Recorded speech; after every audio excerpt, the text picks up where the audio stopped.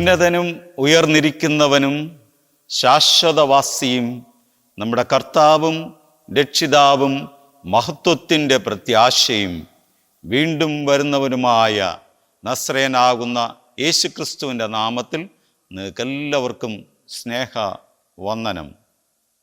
Christian voice Thiruvananthapuram media അവതരിപ്പിക്കുന്ന ക്രൂശിലെ 7 മൊഴികൾ. അമർത്യനായ ദൈവം തൻ്റെ ശുശ്രൂഷകളെ ലോകത്തിന് നൽകുവാൻ തക്കവണ്ണം ക്രിസ്തുവിനെ ഭൂമിയിലേക്ക് അയച്ചു. ക്രിസ്തു കഷ്ടപ്പാടുകളും കണ്ണുനീരും അഭക്തരും നിരാലംബരും സമാധാനമില്ലാത്തവരുമായ മനുഷ്യരാശിയെ രക്ഷാകരമായ തൻ്റെ പദ്ധതിയിലൂടെ ആത്മീകമായ ശുദ്ധിയുള്ളവരും വിശുദ്ധിയുടെ അടയാളം പ്രാപിച്ചവരുമാക്കി മാറ്റി. സൗഖ്യവും സമാധാനവും നിരാശ മാറ്റുകയും പ്രത്യാശ നിർഭരമായ ജീവിതങ്ങളെ നൽകുകയും ചെയ്തു. മനുഷ്യരാശിയിൽ ലഭ്യമായിക്കൊണ്ടിരിക്കുന്ന നന്മകൾ ഏറ്റവും അനുഗ്രഹീതമായ അനുഭവമാണ് നമ്മളിൽ ലഭ്യമാകുന്നത്. മോശയുടെ ജീവിതം, പഴയ നിയമ ചരിത്രം നാം പഠിക്കുമ്പോൾ സീനായി മല ഒരു കേന്ദ്ര ബിന്ദുവാണ്. കാരണം യഹോവയായ ദൈവം സീനായി മലയിൽ വെച്ചാണ് തൻ്റെ ന്യായപ്രമാണത്തെ ജനത്തിനു വേണ്ടി നൽകിയത്. എന്നാൽ ക്രിസ്തു തൻ്റെ ദൈവികമായ ശുശ്രൂഷ ആരംഭിച്ചത് മുതൽ കാൽവരി മലയാണ് പുതിയ നിയമത്തിൻ്റെ അർത്ഥം കുറിക്കുന്ന ആത്മീക അടയാളമായി മാറിയത്. ദൈവവചനത്തിലൂടെയും ദൈവികമായ പ്രമാണത്തിലൂടെയും ദൈവശക്തിയെ ലോകത്തിന് നൽകുവാൻ ക്രിസ്തു കാണിച്ച ആത്മീകമായ അടയാളങ്ങൾ അനവരതമാണ്, ചിന്തകൾക്ക് അതീതമാണ്.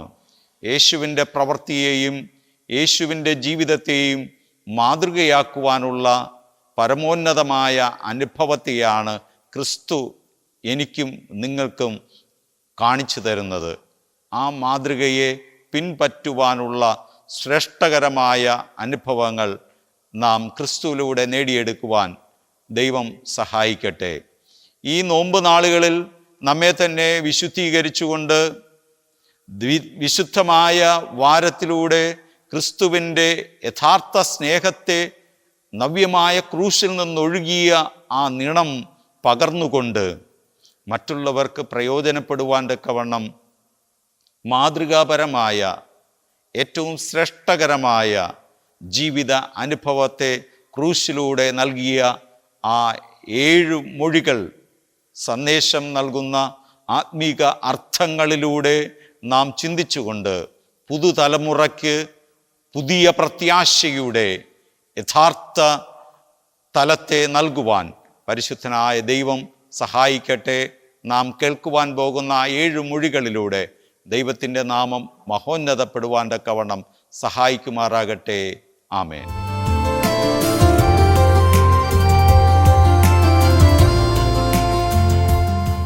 ദൈവത്തിൻ്റെ അതിപരിശുദ്ധ നാമം മഹത്വപ്പെടുമാറാകട്ടെ. യേശുക്രിസ്തുവിൻ്റെ പീഡാസഹനങ്ങളെ ഓർക്കുന്ന ധ്യാനിക്കുന്ന ഈ നിമിഷങ്ങളിൽ എല്ലാ വർഷവും നമ്മൾ പതിവായി ചിന്തിക്കുന്നതാണല്ലോ കർത്താവായ യേശുക്രിസ്തു കാൽവരിയിൽ വെച്ച് മൊഴിഞ്ഞ 7 മൊഴികൾ. മനുഷ്യജീവിതത്തിൻ്റെ ആഴവും പരപ്പും നിലനിൽപ്പിൻ്റെ സാധ്യതകളുമൊക്കെ വിശാലമായി വിസ്തരിക്കുന്ന ഒരു ഭാഗമാണ് ഈ 7 മൊഴികളും. കർത്താവ് തൻ്റെ തീക്ഷ്ണമായ അനുഭവത്തിൽ നിന്ന് പറഞ്ഞ വാക്കുകളാണ്. അത് കേവലം പ്രസംഗങ്ങളോ ആശയോ സംഹിതകളോ ആയിരുന്നില്ല, ക്രിസ്തു അനുഭവിച്ച തീക്ഷ്ണമായ അനുഭവങ്ങളുടെ പങ്കിടൽ കൂടെയായിരുന്നു. ഈ 7 മൊഴികളിൽ ഒന്നാമതായി ക്രിസ്തു പറഞ്ഞത് ഒരു പ്രാർത്ഥനയാണ്. എതിർത്തവരുടെ അട്ടഹാസങ്ങളുടെയും സ്നേഹിച്ചവരുടെ ആർത്തനാദങ്ങളുടെയും മധ്യേ യേശുക്രിസ്തു മൊഴിഞ്ഞ പ്രാർത്ഥനയാണ് ഒന്നാമത്തെ പ്രാർത്ഥന. ഒരുപക്ഷെ നമുക്കിങ്ങനെ പറയാം, ഭൂമി ഇന്നോളം കണ്ടതിൽ വെച്ച് ഏറ്റവും മനോഹരമായ ഒരു പ്രാർത്ഥന. പിതാവേ, ഇവർ ചെയ്യുന്നത് ഇന്നതെന്ന് അറിയായികയാൽ ഇവരോട് ക്ഷമിക്കണമേ. സർവാശ്ലേഷിയായ ദൈവസ്നേഹത്തിൻ്റെ ഉൾപ്പൊരുൾ വെളിപ്പെടുത്തുന്ന സുന്ദരമായ ഒരു പ്രാർത്ഥനയാണ്.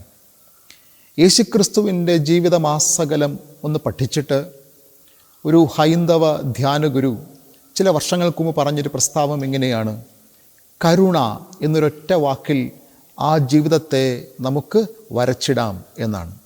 കരുണ എന്നൊരൊറ്റ വാക്കിൽ ആ ജീവിതത്തെ നമുക്ക് വരച്ചിടാം. കരുണ എന്ന ഈ പദം വേദപുസ്തകത്തിൽ വളരെ പ്രധാനപ്പെട്ടൊരു പദമാണ്. പ്രത്യേകിച്ചും പഴയ നിയമത്തിൽ എബ്രായ ഭാഷയിൽ കരുണ എന്ന വാക്കിന് ഉപയോഗിച്ചിരിക്കുന്ന പദം റഹം എന്ന വാക്കാണ്. ഈ പദം അതിൻ്റെ മൂലാർത്ഥത്തിൽ ഗർഭപാത്രം എന്ന അർത്ഥമാണ് ആ വാക്കിനുള്ളത്. എന്തുകൊണ്ടാണ് ഈ കരുണ എന്ന വാക്കിന് ഗർഭപാത്രം എന്ന ഈ ഒരു ആശയവുമായി ബന്ധമുള്ളത്? നമ്മൾ മനസ്സിലാക്കേണ്ട ഒരു കാര്യം, ഒരു പെൺകുട്ടി പിറക്കുമ്പോൾ അവളുടെ ഉദരത്തിൽ 2-3 സെൻറ്റിമീറ്റർ മാത്രം നീളമുള്ള ഒരു കുഞ്ഞ് അവയവത്തിൻ്റെ പേരാണ് വൂമ്പ് അഥവാ ഗർഭപാത്രം എന്നുള്ളത്. എന്നാൽ ഈ പെൺകുട്ടി വലുതായി ഒരൊത്ത സ്ത്രീയായി വിവാഹം കഴിഞ്ഞ് അവൾ ഗർഭവതിയാകുമ്പോൾ 2-3 കിലോ തൂക്കമുള്ള ഒരു കുഞ്ഞിനെ വഹിക്കാൻ തക്കവണ്ണം ആ അവയവം വലുതും വിശാലവുമായി മാറുന്നു. അങ്ങനെയാണെങ്കിൽ എല്ലാറ്റിനെയും ഉൾക്കൊള്ളാൻ കഴിയുന്ന ഒരു വിശാലതയുടെ പേരാണ് ക്ഷമ അഥവാ കരുണ എന്നുള്ളത്.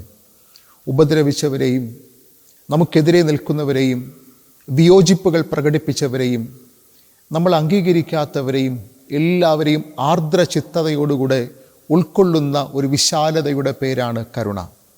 ഈ കരുണാരസം തന്നെയാണ് ഈ പ്രാർത്ഥനയുടെ ഉൾക്കാമ്പ്. യേശു പ്രാർത്ഥിച്ചു, ഇവർ ചെയ്യുന്നത് ഇന്നതെന്ന് ഇവർ അറിയായക കൊണ്ട് ഇവരോട് ക്ഷമിക്കണമേ. ഈ വാക്യത്തിൽ പറയുന്ന ഇവർ, ഈ ഒരു പ്രയോഗത്തിൽ ഇടം പിടിച്ചവർ ആരൊക്കെയാകാം? ഒറ്റ നോട്ടത്തിൽ നമ്മൾ മനസ്സിലാക്കുന്നു, മേ ബി യേശുക്രിസ്തുവിൻ്റെ ഉടലിൽ കുത്തി, കാർക്കിച്ച്, തുപ്പി, അട്ടഹാസങ്ങൾ അരുളി അവിടെ നിന്ന പടജനമാകാം. പക്ഷെ അവർ മാത്രമല്ല കാര്യം. ഈ പടജനം കേവലം ആജ്ഞാനുവർത്തികളായി പ്രവർത്തിച്ച പാവം മനുഷ്യരാണ്. ഇവർ മാത്രം തന്നെ ആകണമെന്നില്ല. യേശുക്രിസ്തുവിനെ വിധിക്കുകയും വധിക്കുകയും ചെയ്ത പുരോഹിതന്മാരോ യഹൂദ പ്രമാണികളോ അല്ലെങ്കിൽ സർക്കാർ റോമൻ ഒഫീഷ്യൽസോ ഒക്കെ ആകാം. അവരും ഈ പ്രാർത്ഥനയുടെ പങ്ക് പറ്റുന്നുണ്ടാകാം. 3 ആണ്ട് ഒപ്പം നിന്ന് ക്രിസ്തുവിൻ്റെ മാധുര്യമുള്ള സ്നേഹത്തിൻ്റെ തണലിൽ വസിച്ചിട്ട് ഒരു ചുംബനം കൊണ്ട് നൊമ്പരമേൽപ്പിച്ച ആ ശിഷ്യനും ഈ പ്രാർത്ഥനയിൽ ഇടം പിടിച്ചിട്ടുണ്ടാകാം. എന്തിനേറെ പറയണം, 3 പേർ ഒരുമിച്ച് കൂടിയപ്പോൾ വീണ്ടും വിചാരമില്ലാതെ തള്ളിപ്പറഞ്ഞ ആ ശിഷ്യനും ഈ പ്രാർത്ഥനയിൽ ഇടം പിടിച്ചിട്ടുണ്ടാകാം. മാത്രമല്ല, ഇനിയും ക്രിസ്തുവിനെ അക്സെപ്റ്റ് ചെയ്യാതെ മാറി നിൽക്കുന്നവരും കർത്താവിൻ്റെ മനസ്സിലൂടെ പോകുന്നുണ്ടാകാം. ഇവർ ചെയ്യുന്നത് എന്താണെന്ന് ഇവരറിയുന്നില്ല. ഒരു കാര്യം വ്യക്തമായി നമ്മൾ മനസ്സിലാക്കേണ്ടത്, സുവിശേഷത്തിൻ്റെ വഴി തിരഞ്ഞെടുക്കുന്ന ഏവരും അറിയേണ്ടത് നമ്മെ ദ്രോഹിക്കുന്നവരുടെ അറിവില്ലായ്മകളെക്കുറിച്ചാണ്. പെന്തക്കോസ്ത് നാളിന് ശേഷം പത്രോസ് നടത്തിയ ഉജ്ജ്വല പ്രസംഗത്തിൽ അപ്പോസ്തലപ്രവൃത്തികൾ 3:17 അദ്ദേഹം ഇങ്ങനെ വിളിച്ചു പറഞ്ഞു: സഹോദരന്മാരെ, നിങ്ങളുടെ പ്രമാണികളെപ്പോലെ നിങ്ങളും അറിയായ്മ കൊണ്ട് പ്രവർത്തിച്ചു. നിങ്ങൾ അറിയായ്ക കൊണ്ട് പ്രവർത്തിച്ചു എന്ന് ഞാൻ അറിയുന്നു. പിന്നത്തേതിൽ പൗലോസ് ഒരു പ്രസംഗം നടത്തുമ്പോൾ പറഞ്ഞു, പ്രവാചകരുടെ വചനം തിരിച്ചറിയാത്തവരാണ് അവനെ ശിക്ഷയ്ക്ക് വിധിച്ചത്. പ്രവാചകരുടെ സൂക്തങ്ങൾ തിരിച്ചറിയാത്തവരാണ് അവനെ ശിക്ഷയ്ക്ക് വിളിച്ചത്. അതുകൊണ്ട് അറിഞ്ഞുകൊണ്ട് ദ്രോഹിക്കുന്നവർക്ക് പോലും അവരുടെ പിന്നിൽ ഒരു അറിവില്ലായ്മയുണ്ട് എന്ന് കരുതുന്ന ഒരു മനോവിശാലതയാണ് ഈ പ്രാർത്ഥനയിൽ നമ്മൾ നിഴലിച്ച് കാണുന്നത്. അങ്ങനെയാണെങ്കിൽ ഒരു ധ്യാനഗുരു പ്രാർത്ഥിച്ചതുപോലെ നമുക്കും പ്രാർത്ഥിക്കാം: കർത്താവേ, എന്നെ ദ്രോഹിക്കുന്നവർ അറിയാതെയാണ് അത് ചെയ്യുന്നതെന്ന് ഞാൻ അറിയാതെ പോകുന്നു. എന്നോടും അവരോടും ക്ഷമിക്കണമേ. ചില വർഷങ്ങൾക്ക് മുമ്പ് ഒരു സംഭവകഥ ഇങ്ങനെയാണ്. ഒരു പെൺകുട്ടിയെ അവൾ നാട്ടുകാർ ചേർന്ന് പിടിച്ചു. കാരണം മറ്റൊന്നുമല്ല, 20-ാമത്തെ വയസ്സിൽ അവൾ ഗർഭവതിയാണ്. ആരാണ് ഉത്തരവാദിയെന്ന് അവൾ പറയുന്നില്ല. ഒരുപാട് വീട്ടുകാർ നിർബന്ധിച്ച് ചോദിച്ചപ്പോൾ അവൾ പറഞ്ഞു, അത് ഹക്കുയിൻ എന്ന ഗുരുവാണ്. ഹക്കുയിൻ എന്ന ഗുരുവാണ് തൻ്റെ ഉദരത്തിലെ ഈ ജീവൻ്റെ തുടിപ്പിന് കാരണം എന്നവൾ പറഞ്ഞു. ഹക്കുയിൻ ആ നാട്ടിൽ എല്ലാവരാലും ആദരിക്കപ്പെടുന്നൊരു ഗുരുവാണ്. ഇത് കേട്ട മാത്രയിൽ തന്നെ ആൾക്കൂട്ടം അവിടെ കൂടി എല്ലാവരും വടിയും വാളുമായിട്ട് ഹക്കുയിൻ്റെ കുടിലിലേക്ക് നടത്തു. എന്നിട്ട് പറഞ്ഞു, ഈ പെൺകുട്ടി പറയുകയാണ്, അവളുടെ ഉദരത്തിലൊരു ജീവനുണ്ട്, അതിന് ഉത്തരവാദി നീയാണ്, ഈ പെൺകുട്ടിയെ നീ ഏറ്റെടുക്കണം എന്ന് പറഞ്ഞു. ഹക്കുയിൻ പറഞ്ഞു, അതെയോ, ഞാൻ ഓക്കെയാണ്. ആ പെൺകുട്ടിയെ സ്വീകരിച്ചിട്ട് ഗുരു ധ്യാനത്തിൽ നിന്ന് വിട്ടൊഴിഞ്ഞു. വിറക് വെട്ടാൻ പോയി. എല്ലാ ദിവസവും വിറക് വെട്ടി വിറ്റു. എന്നിട്ട് സമ്പാദിച്ചു, കുടുംബത്തെ പുലർത്തി. 6 വർഷങ്ങൾ കഴിയുമ്പോൾ ഈ പെൺകുട്ടിക്ക് ഇരിക്കാൻ കഴിയുന്നില്ല. കൊടിയ കുറ്റബോധം കൊണ്ട് അവൾ അസ്വസ്ഥപ്പെടുകയാണ്. ഒരു രാത്രിയിൽ കുറ്റബോധത്തിൻ്റെ സമ്മർദ്ദം താങ്ങാൻ കഴിയാതെ അവളുടെ മാതൃഗൃഹത്തിലേക്ക് ഓടിപ്പോയി. എന്നിട്ട് പറഞ്ഞു, ക്ഷമിക്കണം, ഹക്കുയിനല്ല അതിന് കാരണക്കാരൻ, ഹക്കുയിനല്ല കാരണക്കാരൻ. പിന്നെ ആര്? അവൾ പറഞ്ഞു, അത് ഇതുവഴി വന്ന ഒരു കച്ചവടക്കാരനാണ്. ഈ നാട്ടുകാർ വീണ്ടും ആൾക്കൂട്ടമായി കൂടി. അവർ ഒരുമിച്ച് ഹക്കുവിൻ്റെ അടുത്ത് പോയി. ഇതിന് പറഞ്ഞു, ക്ഷമിക്കണം ഗുരു, ഞങ്ങൾക്ക് തെറ്റുപറ്റിയതാണ്, ഞങ്ങളുടെ കുട്ടി ഞങ്ങളെ തെറ്റിദ്ധരിപ്പിച്ചതാണ്, അങ്ങല്ല കാരണക്കാരൻ, അത് വേറൊരു കച്ചവടക്കാരനാണ് എന്ന് പറഞ്ഞു. ഹക്കുവിൻ പറഞ്ഞു, അതെയോ, ഓക്കെയാണ്, ഞാൻ ഓക്കെയാണ്. പ്രിയമുള്ളവരെ, ഈ ക്രൂശിതൻ്റെ സമാനതകളില്ലാത്ത ഈ പ്രാർത്ഥന നമ്മളെയും അസ്വസ്ഥപ്പെടുത്തുന്നു, നമ്മളെയും ഡിസ്റ്റർബ് ചെയ്യുകയാണ്. കാര്യം, എല്ലാം മറക്കാനും എല്ലാം പൊറുക്കാനും കഴിയുന്നൊരു പ്രാർത്ഥനക്കാരനാകാൻ എനിക്ക് കഴിയുന്നുണ്ടോ? ഇതാണ് പ്രസക്തമായൊരു ചോദ്യം. എല്ലാം മറക്കാനും പൊറുക്കാനും കഴിയുന്ന ഒരു പ്രാർത്ഥനക്കാരനാകാൻ എനിക്ക് കഴിയുന്നുണ്ടോ? ഇങ്ങനെ പറയാറുണ്ട്, ഇരുമ്പ് ശക്തമാണ്, എന്നാൽ അഗ്നി അതിനെ ഉരുക്കും. അഗ്നി ശക്തമാണ്, എന്നാൽ വെള്ളം അതിനെ കെടുത്തും. വെള്ളം ശക്തമാണ്, അത് മേഘങ്ങളിൽ തങ്ങി നിൽക്കും. മേഘങ്ങൾ ശക്തമാണ്, എന്നാൽ കാറ്റ് അതിനെ നീക്കും. കാറ്റ് ശക്തമാണ്, എന്നാൽ മലകൾ അതിനെ തടയും. അതുപോലെ വിദ്വേഷങ്ങളും വൈരാഗ്യങ്ങളും പകയും ശക്തമാണ്, ക്ഷമ അതിനെ കെടുത്തും. ഇന്നോളം ലോകത്തിലുണ്ടായ പോരാട്ടങ്ങളെ ഒന്ന് പരിശോധിച്ചാൽ, എൻ്റെ ശരിയാണ് ശരി എന്നുള്ളതിന് വേണ്ടിയാണ് എല്ലാ യുദ്ധങ്ങളും നടന്നിട്ടുള്ളത്. WAR, വാർ എന്ന വാക്കിന് ഒരു ഡെഫിനിഷൻ തന്നെയുണ്ട്. വി ആർ റൈറ്റ്, ഞങ്ങൾ ശരിയാണ്, ഞാൻ ശരിയാണ്. ഈ പിടിവാശിയും ശാഠ്യവുമാണ് പല ബന്ധങ്ങളും ഉലച്ചിട്ടുള്ളത്. റഷ്യ ഉക്രൈൻ യുദ്ധം നടന്ന് 2 ആണ്ടുകൾ പിന്നിടുമ്പോൾ ഒരു വിവരക്കണക്ക് പത്രത്തിൽ വരികയുണ്ടായി. ഒടുവിൽ മാതൃഭൂമി പത്രത്തിൽ ഇങ്ങനെ എഴുതി, ആരും ജയിച്ചുമില്ല, ആരും തോറ്റുമില്ല, ആരും ഒന്നും നേടിയുമില്ല എന്നുള്ളതാണ്.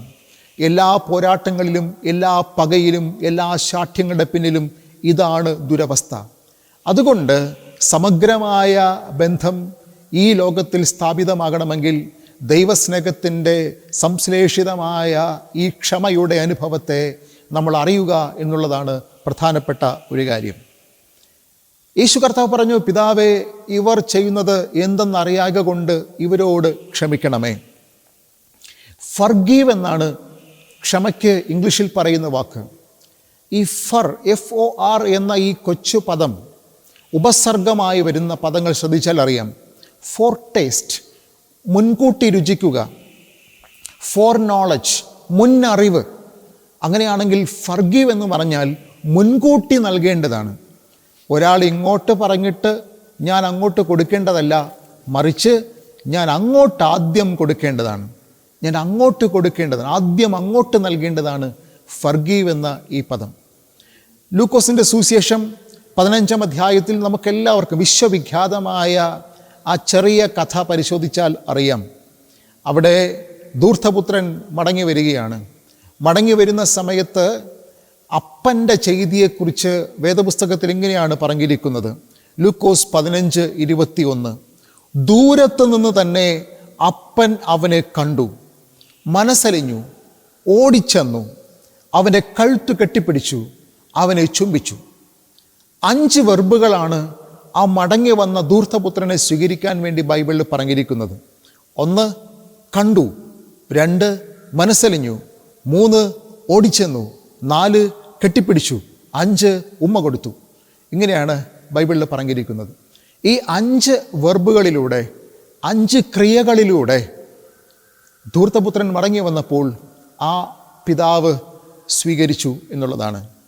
നമ്മുടെ ബന്ധങ്ങളിലും ഈ സ്വീകാരത്തിൻ്റെ കരം നീട്ടുവാൻ നമുക്ക് കഴിയുന്നു എന്നുള്ളതാണ് പ്രധാനപ്പെട്ട ഒരു കാര്യം. ക്രൂശിത രൂപം തന്നെ ഇങ്ങനെയാണല്ലോ. അത് എല്ലാവരെയും സ്വീകരിക്കുന്ന മനുഷ്യ മനസ്സിൻ്റെ, മനുഷ്യ ജീവിതത്തിൻ്റെ ഒരടയാളമായി ഇങ്ങനെ ലോകമധ്യേ നിൽക്കുന്നു. എല്ലാവരെയും സ്വീകരിക്കുന്ന, എന്തും സ്വീകരിക്കുന്ന, അക്സെപ്റ്റ് ചെയ്യുന്ന, പൊറുക്കുന്ന, ക്ഷമിക്കുന്ന ഒരു ജീവിതാനുഭവമായി അത് മാറുന്നു. ക്രിസ്തു ദൈവപുത്രനാണ്. ക്ഷമയുടെ സൗന്ദര്യമാണ് ദൈവപുത്രൻ്റെ സൗന്ദര്യം. നമുക്കറിയാം, യാക്കോബും യേശാവും തമ്മിലുള്ള ആ ഒരു സംവാദത്തിലും ഒടുവിൽ യേശാവ് എല്ലാം ക്ഷമിക്കുകയാണ്. ക്ഷമിക്കുന്ന സമയത്ത് യാക്കോബ് അറിയാതെ പറഞ്ഞു പോകുന്നു, നിൻ്റെ മുഖം ദൈവത്തിൻ്റെ മുഖം പോലെയാണ് എനിക്ക് അനുഭവപ്പെടുന്നത്, ദൈവത്തിൻ്റെ മുഖം പോലെയാണ് അനുഭവപ്പെടുന്നത്. നമ്മുടെ ബന്ധങ്ങളിൽ ഈ ക്ഷമയുടെ സൗന്ദര്യമുള്ളപ്പോൾ നമ്മുടെ മുഖവും ദൈവത്തിൻ്റെ തേജസ്സുള്ള മുഖമായി മാറുന്നു. ഈ പ്രാർത്ഥന സ്വീകരിക്കുന്ന, മറക്കാനും പൊറുക്കാനും കഴിയുന്ന ഒരു പ്രാർത്ഥനാക്കാരനാകാൻ ദൈവം നമ്മയും സഹായിക്കട്ടെ. ആമേൻ.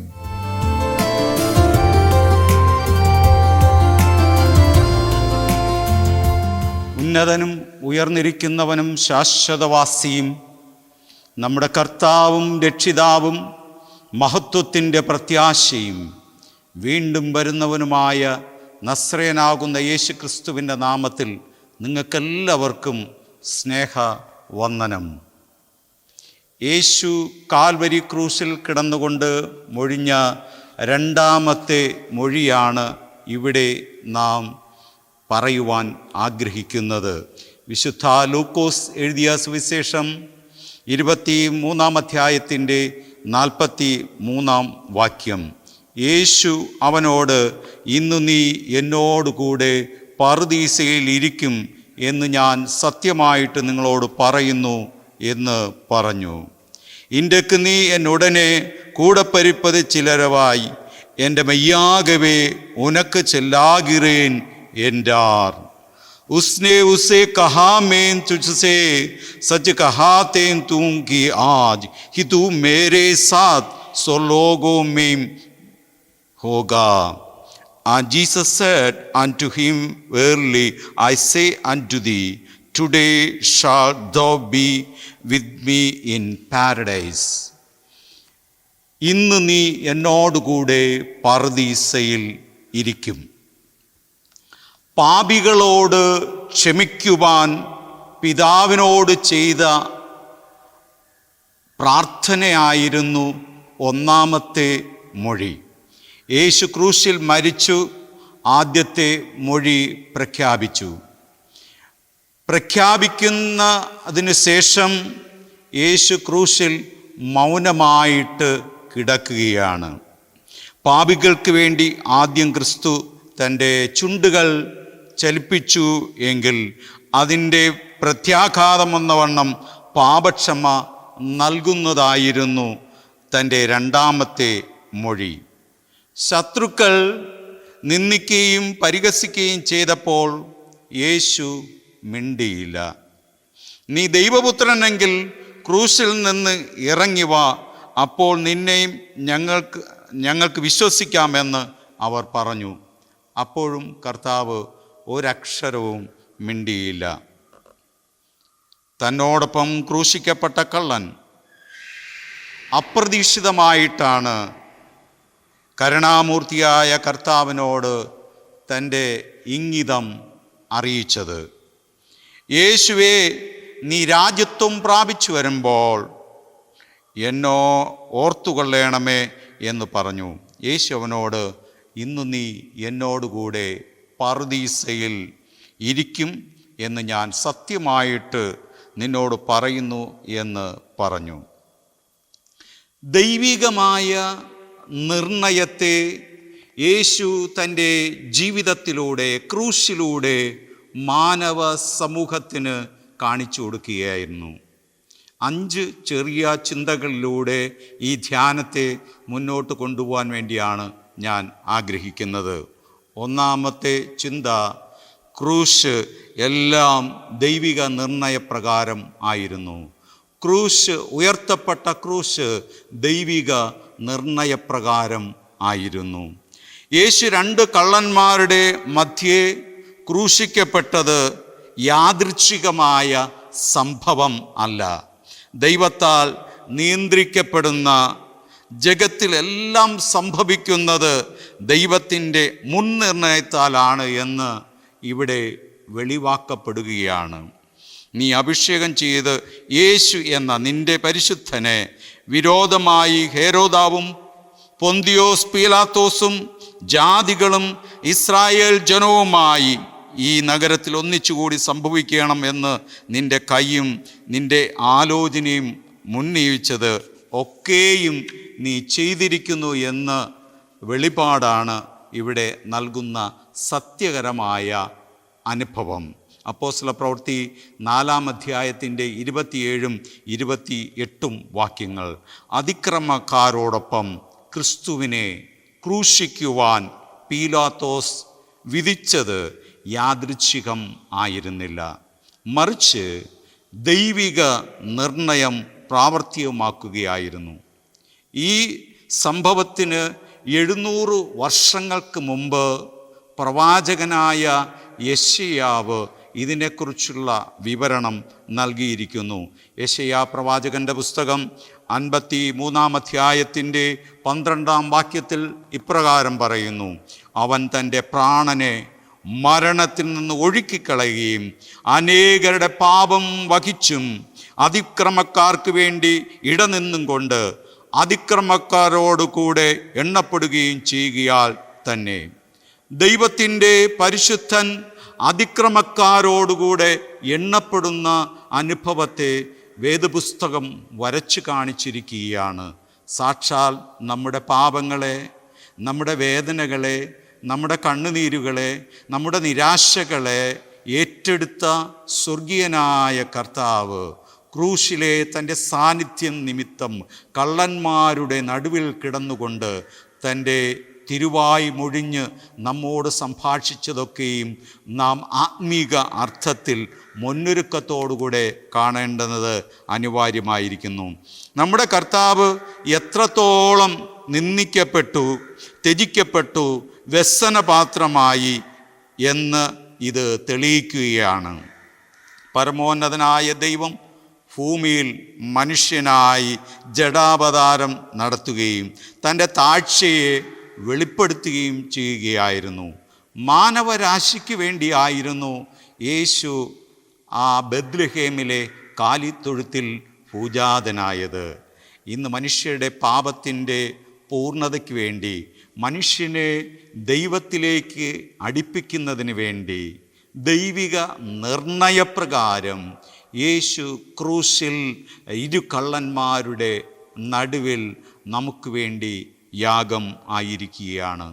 ഈ ധന്യമായ നിമിഷത്തിൽ ദൈവത്തിൻ്റെ മുൻ നിർണയത്തെ ഞാനും നിങ്ങളും ഹൃദയത്തിൽ സ്ഥാനം നൽകി ഏറ്റെടുക്കണമെന്നുള്ളത് അഭികാമ്യമായ ഒന്നാമത്തെ ചിന്തയാണ്. രണ്ടാമത്തെ ചിന്ത എന്ന് പറയുന്നത് കാൽവരി ക്രൂശിൽ 3 ക്രൂശുകൾ ഉയരപ്പെട്ടു എന്നുള്ളതാണ്. കാൽവരി ക്രൂശിൽ 3 ക്രൂശുകൾ ഉയരപ്പെട്ടു.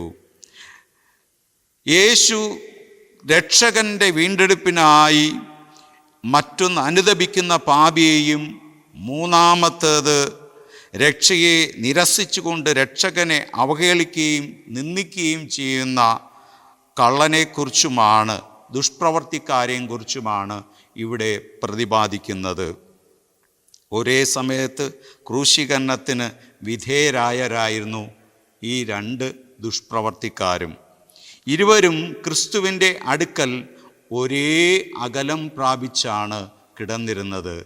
കഴിഞ്ഞ 6 മണിക്കൂറിലധികം സമയം ഈ ക്രൂശിൽ അനുഭവിച്ച ദാരുണമായ സംഭവ വികാസങ്ങളെ മുഴുവനായും ശ്രദ്ധിച്ചവരായിരുന്നു ഈ ദുഷ്പ്രവർത്തിക്കാരായ രണ്ട് കള്ളന്മാർ. ഈ ദാരുണ സംഭവങ്ങൾക്കെല്ലാം രണ്ടുപേരും ഒരേ അളവിൽ സാക്ഷികളും ആണ്. രണ്ടുപേരും കുപ്രസിദ്ധ കുറ്റവാളികളാണ്. മരണത്തെ അഭിമുഖീകരിക്കുന്ന ഇരുവരും അനുഭവിക്കുന്ന വേദന വാക്കുകൾക്ക് അതീതമാണ്. പാപക്ഷമ ലഭിക്കേണ്ടവരാണിവർ. എന്നിട്ടും ഒരുവൻ തൻ്റെ പാപത്തിൽ തന്നെ അനുതപിക്കാതെ മരണത്തെയും നിത്യ നരകത്തെയും അഭിമുഖീകരിച്ചു എന്നാണ് വേദപുസ്തക പണ്ഡിതന്മാരുടെ അഭിപ്രായമായിട്ട് കാണുവാൻ തക്കവണ്ണം കഴിയുക. മറ്റവനോ ക്രിസ്തുവിനെ കാണുകയും വിശ്വസിക്കുകയും പാപക്ഷമ നേടി പറുദീസയ്ക്ക് അവകാശിയായി തീരുകയും ചെയ്യുകയാണ്. കഷ്ടത ഒരിക്കലും മനുഷ്യനെ ദൈവത്തോടടുപ്പിക്കുകയില്ലെന്ന് പാഠം ലോകത്തെ പഠിപ്പിക്കുകയാണ് അനുദപിക്കാത്ത കള്ളൻ ഇവിടെ ചെയ്യുന്നത്. ദൈവപുത്രനായ ക്രിസ്തുവിൻ്റെ സാന്നിധ്യമോ ക്രിസ്തുവിനെ കുറിച്ചുള്ള ദൈവികമായ അവബോധമോ അവനിൽ അല്പം പോലും ഇല്ലായിരുന്നു എന്നുള്ള യാഥാർത്ഥ്യത്തെ ഞാനും നിങ്ങളും തിരിച്ചറിയണം. അവൻ്റെ കഠിന ഹൃദയം അധികം കഠിനപ്പെട്ടതേ ഉണ്ടായിരുന്നുള്ളൂ. സുവിശേഷം ഒരു വ്യക്തിക്ക് മറഞ്ഞിരിക്കുമ്പോൾ മറ്റൊരു വ്യക്തിക്ക് അത് വെളിപ്പെടുന്നു എന്നുള്ളതാണ്. ഒരുവൻ സുവിശേഷം കേട്ട് ഉദാസീനനായി മടങ്ങിപ്പോകുന്നു. മറ്റൊരുത്തനോ ദൈവവചനം കേട്ട് അനുദപിച്ച് പശ്ചാത്താപത്തോടുകൂടെ യേശുവിലേക്ക് ചേർന്ന് പുതിയ വീണ്ടെടുപ്പിൻ്റെ ഉണർവിനെ അവൻ പ്രകടമാക്കുകയാണ് ചെയ്യുന്നത്. സന്തോഷത്തോടുകൂടെ സകല മനുഷ്യരും രക്ഷ പ്രാപിച്ചതും സത്യത്തിൻ്റെ പരിജ്ഞാനത്തിൽ എത്തുമെന്നും ഇച്ഛിക്കുന്നവരായിട്ട് മാറുവാനത്രേ ദൈവവചനം നമ്മെ പഠിപ്പിക്കുന്നു. 1 തിമോഥെയോസ് 2:4 വ്യക്തമായിട്ട് അത് നമ്മെ പഠിപ്പിക്കുകയാണ്. മൂന്നാമത്തെ ചിന്തയെന്ന് പറയുന്നത് കാൽവരി ക്രൂശിലെ രക്ഷകരമായ പദ്ധതി ക്രിസ്തു നടുവിൽ ആകുകയാണ്. കാൽവരിയിൽ ഉയർത്തപ്പെട്ട ക്രൂശിൻ്റെ നടുവിൽ രക്ഷാകരമായ പദ്ധതിയുമായി യേശു നടുവിൽ കിടക്കുകയാണ്. ദുഷ്പ്രവർത്തിക്കാരെ ഇടത്തും വലത്തുമായി ക്രിസ്തുവിനു നടുവിലായും ക്രൂശിച്ചത് ദൈവിക നിർണയം ആയിരുന്നു. ഒരു ദൈവത്തിൻ്റെ പദ്ധതിയായിരുന്നു. അതൊരു മുൻ നിയമനമായിരുന്നു. മാനുഷികമായി മറ്റു ചില കാരണങ്ങൾ ഇതിന് പിന്നിൽ ഉണ്ടായേക്കാം. എന്നാൽ ക്രിസ്തുവിനെ അവഹേളിക്കുക എന്ന ലക്ഷ്യമായിരുന്നു പീലാത്തോസും പടയാളികൾക്കും മുഖ്യമായി ഉണ്ടായിരുന്നത്. മാത്രവുമല്ല, ഏറ്റവും വലിയ കുറ്റവാളിയായി അവൻ കണ്ടത് ക്രിസ്തുവിനെ ആയിരുന്നു. ലോകത്തിൽ ഒരു തരത്തിലും അംഗീകരിക്കാത്ത, എല്ലാവരിലും വ്യസനപാത്രരായി മാറുവാൻ, മരണത്തെ പുൽകി ലോക അപവാദങ്ങളെ ചുമന്നതുകൊണ്ട്, ലോക അപവാദങ്ങളെ സ്വന്തം ശിരസ്സുകൊണ്ട് ഏറ്റെടുത്ത ക്രിസ്തുവിനെ ലോകത്തിൽ കുപ്രസിദ്ധരായ കുറ്റവാളികളോടൊപ്പം അവനെ ഇല്ലായ്മ ചെയ്യുവാൻ തക്കവണ്ണം ശ്രമിച്ചത് ഏറ്റവും ദയനീയമായ ഭയാനകമായ അനുഭവമായിട്ട് ഞാനും നിങ്ങളും കാണേണ്ടുന്നത് അത്യാവശ്യമാണ്. യെശയ്യാവ് 53:2 വ്യക്തമായിട്ട് പറഞ്ഞിരിക്കുന്നു, പ്രഥമമായി അനേകരുടെ പാപം വഹിച്ചും അതിക്രമക്കാർക്ക് വേണ്ടി ഇടനിന്നും കൊണ്ട് അതിക്രമക്കാരോട് കൂടെ എണ്ണപ്പെടുകയും ചെയ്യുകയാൽ തന്നെ എന്ന് വചനം നമ്മെ സവിസ്തരം ഓർമ്മപ്പെടുത്തുകയാണ്. തിരുവഴുത്തിൻ്റെ നിവർത്തീകരണമാണ് യേശുക്രിസ്തുവിലൂടെയുള്ള ആത്മീകമായ വിശ്വാസത്തെയും പ്രത്യാശയും ലോകത്തിന് ദൈവം നൽകിക്കൊണ്ട് പുത്രനാകുന്ന ക്രിസ്തു ഇരു കള്ളരുടെയും നടുവിൽ കിടക്കുവാൻ തക്കവണ്ണം മുഖാന്തരം ഒരുക്കപ്പെട്ടത്. ഇന്ന് നാം കാണുന്ന ആത്മീകമായ തേജസ് ക്രിസ്തു ക്രൂശിലൂടെ നൽകിയ വീണ്ടെടുപ്പിൻ്റെ ഏറ്റവും വലിയ പരിസമാപ്തിയിലേക്ക് നമ്മെ കൊണ്ട് എത്തിക്കുവാൻ കഴിയുകയാണ്. ക്രിസ്തുവിൻ്റെ സ്ഥാനം നടുവിലാണ്. ദൈവിക തൃത്വത്തിൽ പിതാവ്, പുത്രൻ, പരിശുദ്ധാത്മാവ് എന്ന ആ ത്രിയേക ദൈവത്തിൻ്റെ അടിസ്ഥാനത്തിലും പുത്രൻ മധ്യഭാഗത്താണ്. യേശു ഈ ക്രൂശിൻ്റെ നടുവിൽ, ഇരു കള്ളരുടെ നടുവിലായിരിക്കുമ്പോഴും നടുവിലാണ്.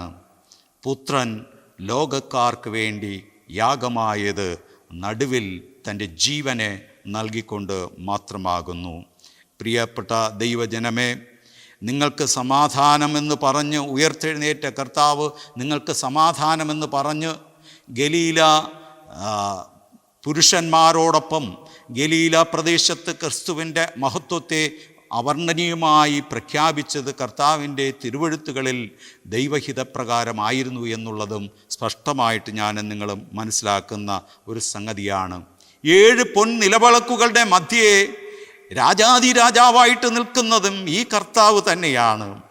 ഈ കർത്താവിൻ്റെ മഹിമയെ കണ്ട്, ഈ കർത്താവിൻ്റെ മഹിമയിലൂടെ ലോകത്തിന് അഭയം പ്രാപിക്കുവാനും രക്ഷാകരമായ പദ്ധതിയിലേക്ക് പ്രവേശിച്ച് വീണ്ടെടുപ്പുകാരനായ ക്രിസ്തുവിലൂടെ ലോകത്തിൻ്റെ മധ്യേ ജീവിക്കുന്ന യഥാർത്ഥ സാക്ഷികളായി തീരുവാൻ ക്രിസ്തു നമ്മെ അതിനുവേണ്ടി ആഹ്വാനിക്കുകയാണ്.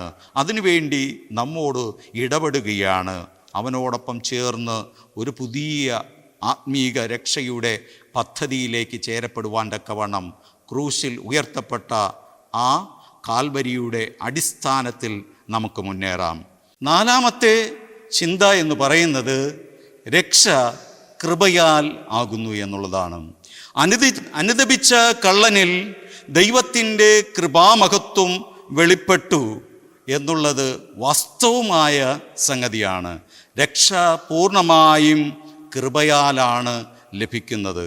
കൃപയാലല്ലോ നിങ്ങൾ വിശ്വാസം മൂലം രക്ഷിക്കപ്പെട്ടിരിക്കുന്നത്. അതിനും നിങ്ങൾ കാരണമല്ല, ദൈവത്തിൻ്റെ ദാനമത്രേ ആകുന്നു. ദൈവത്തിൻ്റെ ദാനമാകുന്ന ജീവനിലേക്ക് പ്രവേശിക്കുവാനുള്ള ആത്മീക ചൈതന്യമുള്ള പ്രവർത്തനമാണ് രക്ഷാകരമായ പദ്ധതിയിലേക്ക് മനുഷ്യനെ കൊണ്ട് എത്തിക്കുന്നത്. മാനസാന്തരവും ദൈവകൃപയെ വെളിപ്പെടുത്തുന്നുണ്ട് എന്നുള്ളത് ആവശ്യകതയാണ്. മറ്റുള്ള ചിന്തകളിലേക്ക് നോക്കുമ്പോൾ കള്ളനെ സംബന്ധിച്ചിടത്തോളം ജീവിതത്തിൽ അഭിമാനിക്കാവുന്നതായി ഒന്നും തന്നെ ഇല്ല എന്നുള്ളതാണ്. അഭിമാനിക്കുവാൻ ഒന്നും തന്നെ ഇല്ലാത്തവനാണ് ക്രൂശിൽ കിടന്ന കള്ളൻ. മാനസാന്തരത്തിന് മുമ്പ് അവനൊരു സാന്മാർഗിക ജീവിതം ഉണ്ടായിരുന്നില്ല. മാനസാന്തരത്തിന് ശേഷം ദൈവത്തിന് വേണ്ടി പ്രവർത്തിക്കുവാൻ അവന് അല്പം സമയമേ ലഭിച്ചിരുന്നുള്ളൂ എന്നുള്ളത് വാസ്തവമായ സംഗതിയായിരുന്നു. ഒപ്പം കാറ്റിൽ പറത്തി അവൻ വിലസുകയായിരുന്നു.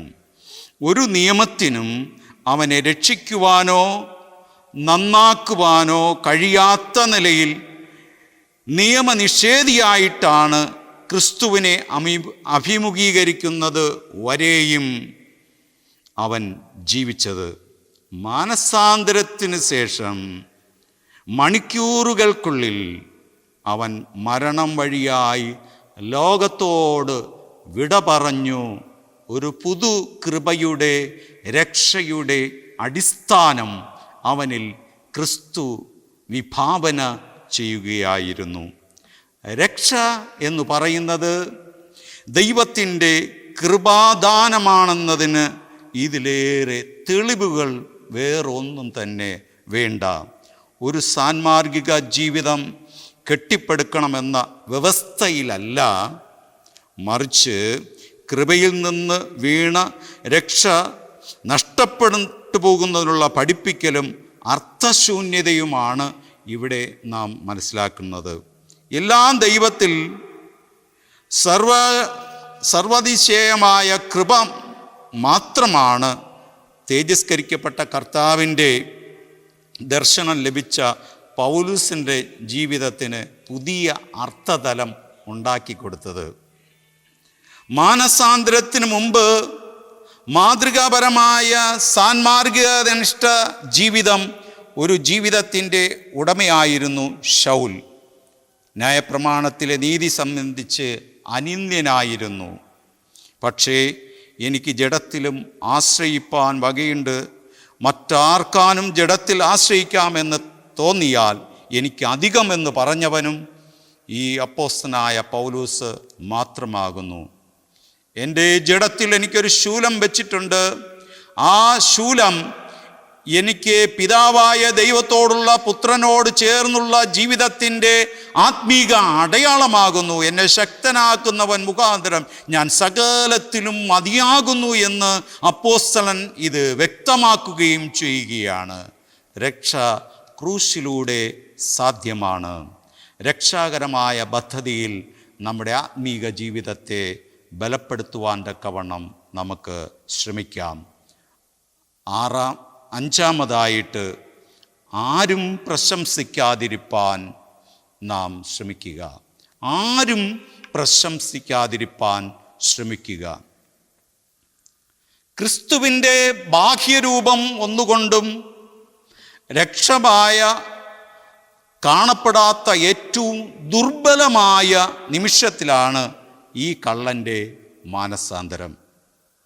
ക്ഷീണിച്ച് അവശനായി ക്രൂശിൽ കിടക്കുന്ന ക്രിസ്തുവിനെ സ്വയമേ മറ്റുള്ളവരുമായി രക്ഷിക്കാൻ ശക്തനായ ബാഹ്യ ലോകം കണ്ടില്ല.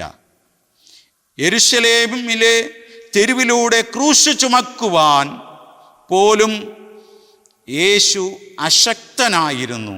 അത്രത്തോളം കാഠിന്യമേറിയ പീഡകൾ യേശുവിൻ്റെ ശരീരത്തിൽ ഏൽക്കേണ്ടി വന്നു. യേശു നടന്നു നീങ്ങുന്നത് അവൻ കണ്ടതാണ്.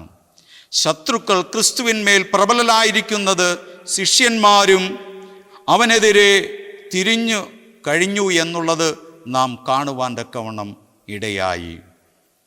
ഉപേക്ഷിച്ചു പോയി. എല്ലാവരും അശരണപ്പെടുകയാണ്. ഈ ക്രൂശിൻ്റെ മുമ്പിൽ കരഞ്ഞു വിലപിക്കുന്ന ഒരു കൂട്ടം സ്ത്രീകളുടെ മുമ്പിൽ യേശു അവരെ സമാശ്വസിപ്പിക്കുകയാണ്. അതൊരു പ്രശംസയായിട്ടുള്ള വാക്കുകളാണ്. യേശു ക്രൂശിൽ കിടന്നുകൊണ്ട് തൻ്റെ സഹോദരിമാരായ അമ്മയോടൊപ്പം നിൽക്കുന്ന സ്ത്രീകളോടുള്ള തൻ്റെ സംഭാഷണം അത് വ്യക്തമാക്കുകയാണ്. കാൽവരിയിൽ ഉയർത്തപ്പെട്ട ക്രിസ്തുവിൻ്റെ ക്രൂശ് മാനവ സമൂഹത്തിൻ്റെ അടയാളത്തെ സ്വാംശീകരിക്കുന്ന ആത്മീക ചിന്തയുടെ അടയാളമായിരുന്നു. എനിക്കും നിങ്ങൾക്കും വേണ്ടി ലോകൈകനാഥനായ ക്രിസ്തു ക്രൂശിൽ മരണപ്പെട്ടത്, ക്രൂശിൽ നിന്ന് പുനരുത്ഥാനം ചെയ്ത് മൂന്നാം നാൾ ഉയർത്തെഴുന്നേറ്റത് എന്നെയും നിങ്ങളെയും ആത്മീക ശുദ്ധിയുള്ളവരാക്കി ഭൂമിയിൽ നിലനിർത്തുന്നതിന് വേണ്ടിയാകുന്നു. പരിശുദ്ധനും ഉന്നതനുമായ ആ കർത്താവ് തൻ്റെ കൃപയാൽ നമുക്ക് നൽകിയിരിക്കുന്ന ആത്മീക അടയാളമായ ജീവിതത്തിലൂടെ ഒരു പുനർ ഏകീകരണം ലഭ്യമാക്കിക്കൊണ്ട് ഇരുകള്ളരുടെയും നടുവിൽ മരിച്ചവനായ ക്രിസ്തു ഈ തന്നോട് അനുദപിച്ച ആ കള്ളനോട് പറഞ്ഞ വാഗ്ദത്തം, അവന് നൽകിയ പറുദീസ, അവൻ്റെ ജീവിതത്തെ രൂപാന്തരത്തിലേക്ക് ഒരു നിമിഷം മാറ്റി എന്നുള്ളത് ഏറ്റവും നിശംസനീയമായ കാര്യമാണ്. എൻ്റെയും നിങ്ങളുടെയും ആത്മീക ജീവിതത്തെ എന്നും എന്നും ശക്തമാക്കുന്ന ഒരു സാധ്യതയായി ഈ ക്രൂശിനെ കാണുവാനും ഈ ക്രൂശിനെ അനുധാപനം ചെയ്യുവാനും ഈ ക്രൂശിലൂടെ നടന്ന് വീണ്ടെടുപ്പുകാരനായ യേശുവിൽ ഒരു പുതിയ ജീവിതം നയിക്കുവാൻ, അവൻ വേഗം വരുന്നു, അവൻ്റെ പിന്നാലെ വരുന്നവൻ അവനെ അനുഗമിക്കുന്നവരായി തീരുവാനുള്ള ആജ്ഞയുള്ള ആട്ടിൻകൂട്ടമായിട്ട് തീരുവാൻ പരിശുദ്ധാത്മാവായ ദൈവം ഈ വചനത്തിലൂടെ നമ്മെ സഹായിക്കട്ടെ. പുതിയ കൃപകളും പുതിയ മാനവികതയും നമുക്ക് നൽകട്ടെ. പുത്തൻ ഉണർവോടുകൂടെ ഈ വചനത്തിൻ്റെ പ്രസക്തമായ ചിന്തകളിൽ ജീവിക്കുവാൻ പരിശുദ്ധനായ ദൈവം നമ്മെ എല്ലാവരെയും സഹായിക്കട്ടെ എന്ന് പ്രാർത്ഥിച്ചുകൊണ്ട് എൻ്റെ വാക്കുകൾക്ക് വിരാമമിടുന്നു. ദൈവം നമ്മെ എല്ലാവരെയും സമൃദ്ധിയായിട്ട് അനുഗ്രഹിക്കുമാറാകട്ടെ. ആമേൻ.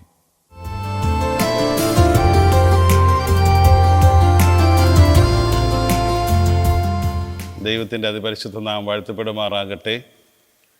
കർത്താവായ യേശു ക്രിസ്തു കാൽവരി ക്രൂശിൽ കിടന്ന് തിരുവായി മൊഴിഞ്ഞ മൂന്നാമത്തെ മൊഴിയെക്കുറിച്ച് നമുക്ക് ചിന്തിക്കാം. ഇതാ നിൻ്റെ മകൻ. വിശുദ്ധ യോഹന്നാൻ എഴുതിയ സുവിശേഷം 19-ാം അധ്യായം 26-27 വാക്യങ്ങൾ. മറിയയുടെ സംരക്ഷണം യേശു യോഹന്നാനെ ഏൽപ്പിക്കുന്നതിനെക്കുറിച്ച് വിശുദ്ധ യോഹന്നാൻ എഴുതിയ സുവിശേഷത്തിൽ മാത്രമാണ് രേഖപ്പെടുത്തിയിട്ടുള്ളത്. യേശു സ്നേഹിച്ച ശിഷ്യൻ എന്ന് യോഹന്നാൻ തന്നെക്കുറിച്ച് വിശുദ്ധ സുവിശേഷത്തിൽ 5 പ്രാവശ്യം രേഖപ്പെടുത്തിയിരിക്കുന്നതായി നാം കാണാനായി സാധിക്കും.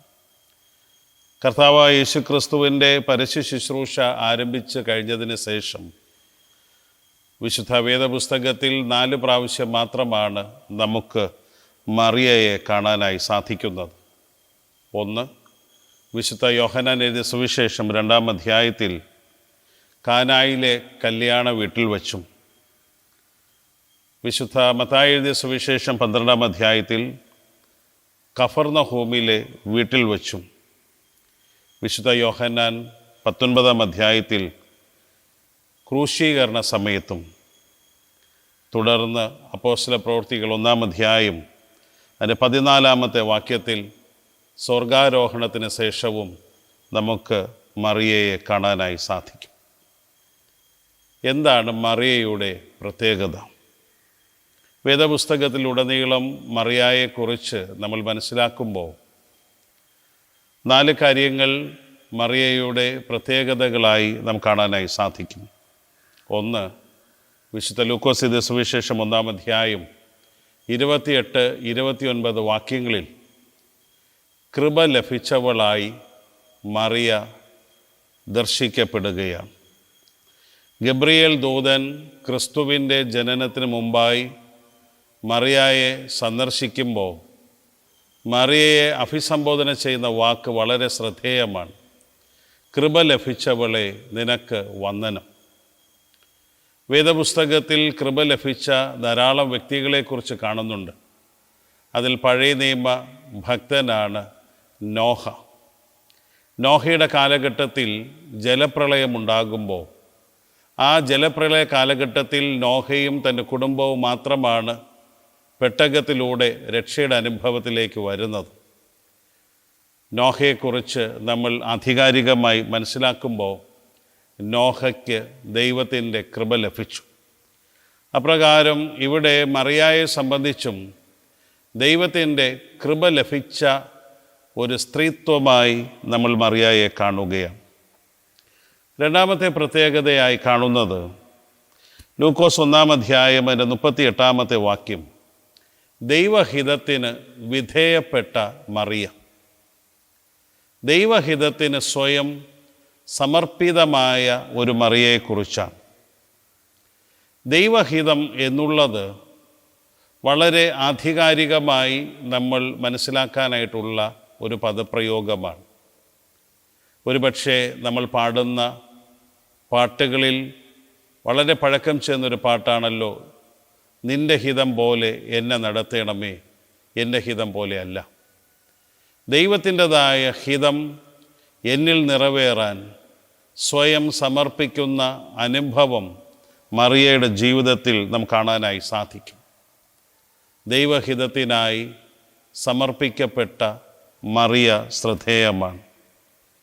വിശുദ്ധ ലൂക്കോസ് എഴുതിയ സുവിശേഷം 2-ാം അധ്യായം 34-35 വാക്യങ്ങൾ നമ്മൾ വായിക്കുമ്പോൾ മറിയയോട് ശിമ്യോൻ പറയുന്ന വാക്കുണ്ട്, നിൻ്റെ മകനിലൂടെ ഒരു വാൾ കടക്കും. യേശുക്രിസ്തു അഭിമുഖീകരിക്കാൻ പോകുന്ന ക്രൂശീകരണത്തെ വളരെ മുൻകൂട്ടി തന്നെ മറിയ അറിയുന്നത് നമ്മൾ കാണുകയാണ്. അതൊരു പ്രവചന ദൂതായി മറിയ ഹൃദയത്തിൽ സംഗ്രഹിക്കുകയും അത് തൻ്റെ ഹൃദയത്തിൽ സൂക്ഷിക്കുകയും ചെയ്ത ഒരു വ്യക്തിത്വമായി നമ്മൾ മറിയയെ കാണുകയാണ്. നാലാമതായി മറിയയുടെ പ്രത്യേകത ക്രൂശിനരികിൽ നിന്ന വ്യക്തിത്വമാണ്. ഒരുപക്ഷെ പത്രോസ് അടങ്ങുന്ന ശിഷ്യന്മാർ ക്രൂശിനരികിൽ നിൽക്കേണ്ടവർ ക്രൂശിനരികിൽ നിന്ന് ഓടി ഒളിക്കുമ്പോൾ ക്രൂശിൻ്റെ അരികിൽ നിലയുറപ്പിച്ച് നിൽക്കാൻ മറിയയ്ക്ക് സാധിച്ചു എന്നുള്ളത് മറിയയെ സംബന്ധിച്ച് ഒരു പ്രത്യേകതയായി നാം കാണാനായി സാധിക്കും. മൂന്നാമത്തെ മൊഴിയെക്കുറിച്ച് നമ്മൾ പിന്നെയും ചിന്തിക്കുമ്പോൾ മൂന്നാമത്തെ മൊഴി നമ്മെ ഓർമ്മപ്പെടുത്തുന്ന ചില അനുഭവങ്ങളുണ്ട്. ഒന്ന്, ഇത് സ്നേഹത്തിൻ്റെ ഉദാത്തമായ മാതൃകയാണ്. യേശുക്രിസ്തുവിൻ്റെ തിരുവായി മൊഴിഞ്ഞ മൂന്നാമത്തെ മൊഴി സ്നേഹത്തിൻ്റെ ആഴവും ഉത്തരവാദിത്വത്തിൻ്റെ ശക്തിയും തെളിയിക്കുന്ന പ്രഖ്യാപനമാണ്. ക്രൂശിലെ വേദനയുടെ നടുവിലും രക്തം താൻ ചീന്തുമ്പോഴും തൻ്റെ അമ്മയെ ഓർക്കുന്ന ക്രിസ്തുവിനെ നാം കാണാനായി സാധിക്കും. അതുകൊണ്ട് തന്നെ ക്രൂശിലെ മൂന്നാമത്തെ മൊഴി എന്നത് സ്നേഹത്തിൻ്റെ ഉദാത്തമായ മാതൃകയായി നാം കാണാനായി സാധിക്കും. എന്താണ് ഈ മൊഴി നമ്മെ പഠിപ്പിക്കുന്നത്? യേശുക്രിസ്തു തിരുവായി മൊഴിഞ്ഞ മൂന്നാമത്തെ മൊഴി നമ്മെ പഠിപ്പിക്കുന്നത് ദൈവസ്നേഹത്തിൻ്റെ മാഹാത്മ്യമാണ്. ദൈവസ്നേഹം വേദനയെ മറികടക്കുകയാണ്. ദൈവത്തിൻ്റെ സ്നേഹം അത് മറന്നുപോകുന്നതല്ല. സ്വാർത്ഥതയ്ക്ക് സ്ഥാനമില്ലാത്തതാണ് ദൈവത്തിൻ്റെ സ്നേഹം. ആ സ്നേഹമാണ് കാൽവരി ക്രൂശിൽ പ്രത്യേകിച്ച് മൂന്നാമത്തെ തിരുവായി മൊഴിയിലൂടെ നാം കാണാനായി സാധിക്കുന്നത് സ്നേഹത്തിൻ്റെ ഉദാത്തമായ മാതൃക. രണ്ടാമതായി മൂന്നാമത്തെ മൊഴി നമ്മെ ഓർമ്മപ്പെടുത്തുന്നത് കുടുംബ ബന്ധങ്ങളുടെ പ്രാധാന്യത്തെക്കുറിച്ചാണ്. അമ്മയെ സംരക്ഷിക്കാൻ യോഹന്നാനെ യേശുക്രിസ്തു ഏൽപ്പിക്കുകയാണ്. ഇവിടെ ദൈവം കുടുംബത്തെ വിലമതിക്കും. എന്തുകൊണ്ടാണ് ദൈവം കുടുംബത്തെ വിലമതിക്കാനായിട്ടുള്ള കാരണം? മറ്റൊന്നുമല്ല, ദൈവമാണ് കുടുംബത്തെ സ്ഥാപിച്ചത്.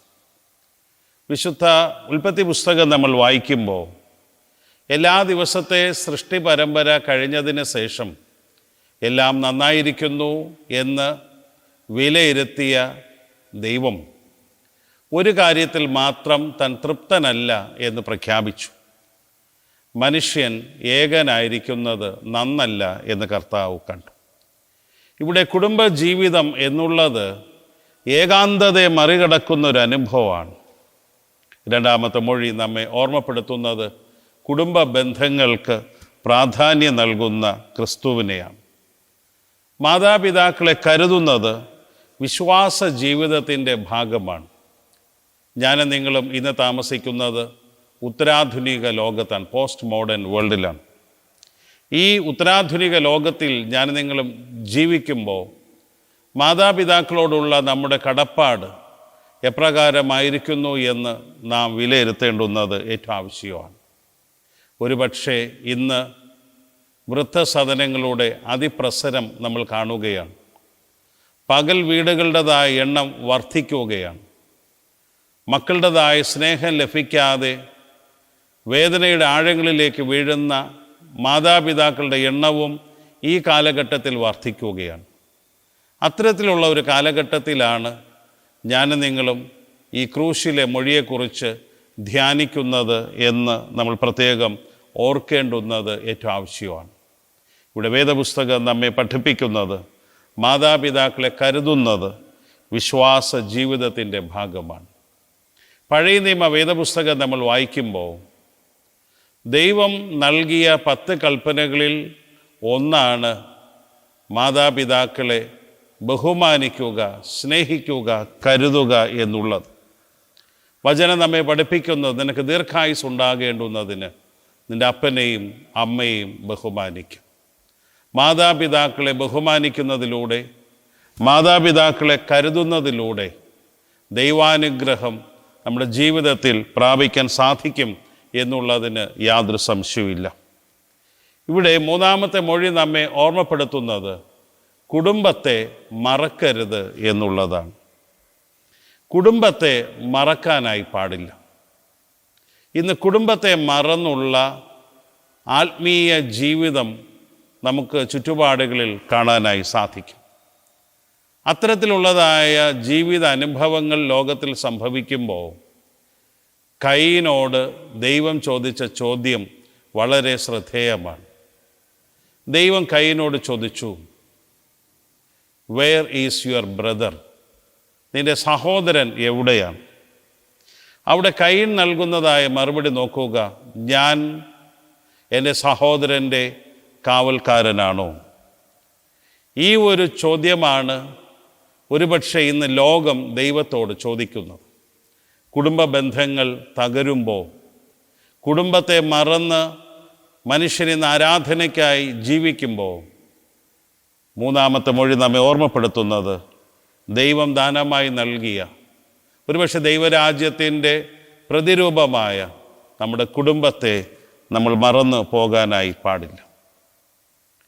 സ്ത്രീയെ ഇതാ നിൻ്റെ മകൻ എന്ന ഓർമ്മപ്പെടുത്തലിലൂടെ കർത്താവ് നമ്മെ പഠിപ്പിക്കുന്ന ആശയം, സഭ എന്നത് ഒരു ആത്മീയ കുടുംബമാണ്.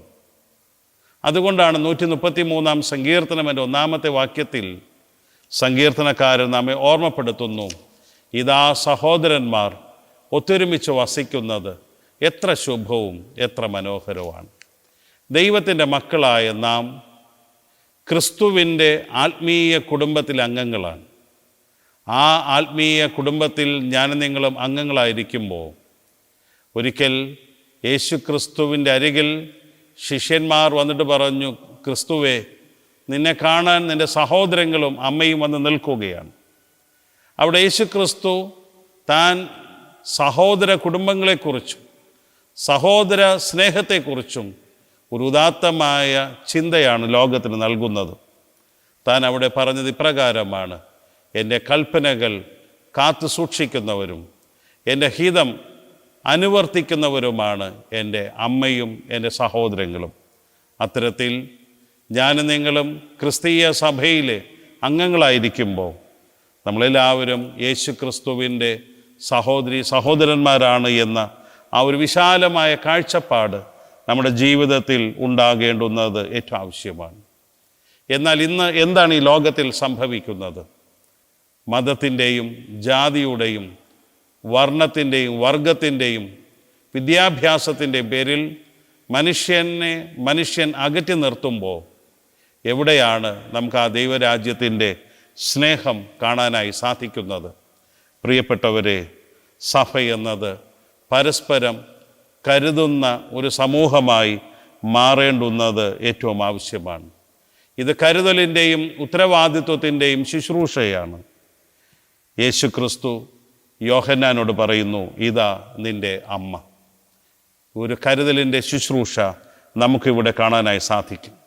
സ്വാർത്ഥതയുള്ള ഈ ലോകത്തിൽ ഒരു വെല്ലുവിളിയായി നിൽക്കുകയാണ് പരസ്പരം കരുതുക എന്നുള്ളത്. ഞാൻ ഈ ചിന്തയ്ക്ക് വിരാമം കുറിക്കട്ടെ. മൂന്നാമത്തെ മൊഴി നമ്മെ ഓർമ്മപ്പെടുത്തുന്നത് സ്നേഹം എന്നത് പ്രവൃത്തിയിൽ കാണിക്കാനായിട്ടുള്ള ശുശ്രൂഷയാണ്. സ്നേഹമെന്നത് കുടുംബത്തെ കരുതുന്നതിലൂടെ പ്രകടമാക്കാനായിട്ടുള്ള ഒരു അനുഭവമാണ്. സഭ എന്നത് ദൈവികമായ ഒരു കുടുംബമാണ്. ആ കുടുംബത്തിൽ കരുണയ്ക്ക് പ്രാധാന്യമുണ്ട്. ആ കുടുംബത്തിൽ ദൈവം നൽകുന്ന ഉത്തരവാദിത്വം ഏറ്റെടുക്കേണ്ടുന്നത് നമ്മുടെ ധാർമ്മികമായ ചുമതലയായി നാം മനസ്സിലാക്കേണ്ടുന്നത് ഏറ്റവും ആവശ്യമാണ്. മൂന്നാമത്തെ മൊഴി നമ്മെ വിരൽ ചൂണ്ടുന്നത് 3 പ്രത്യേക ചിന്തയിലൂടെയാണ്. ഒന്ന്, ബന്ധങ്ങൾ വിശുദ്ധമാണ്. ബന്ധനങ്ങളായി മാറുന്ന ഈ ലോകത്തിൽ ബന്ധങ്ങൾ നമുക്ക് വിശുദ്ധമായി സൂക്ഷിക്കാം. 2, നാം ഒറ്റയ്ക്കല്ല, നമ്മോട് കൂടെ ദൈവമുണ്ട് എന്ന വിശാലമായ ദൈവരാജ്യത്തിൻ്റെ സങ്കല്പം.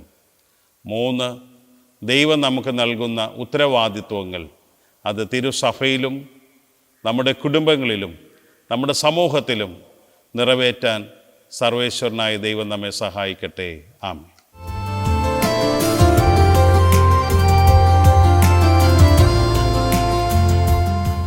കുരിശിൽ യേശു പറഞ്ഞ 7 മൊഴികളിൽ 4-ാമത്തെ മൊഴിയിലേക്ക് നമ്മൾ പ്രവേശിക്കുകയാണ്.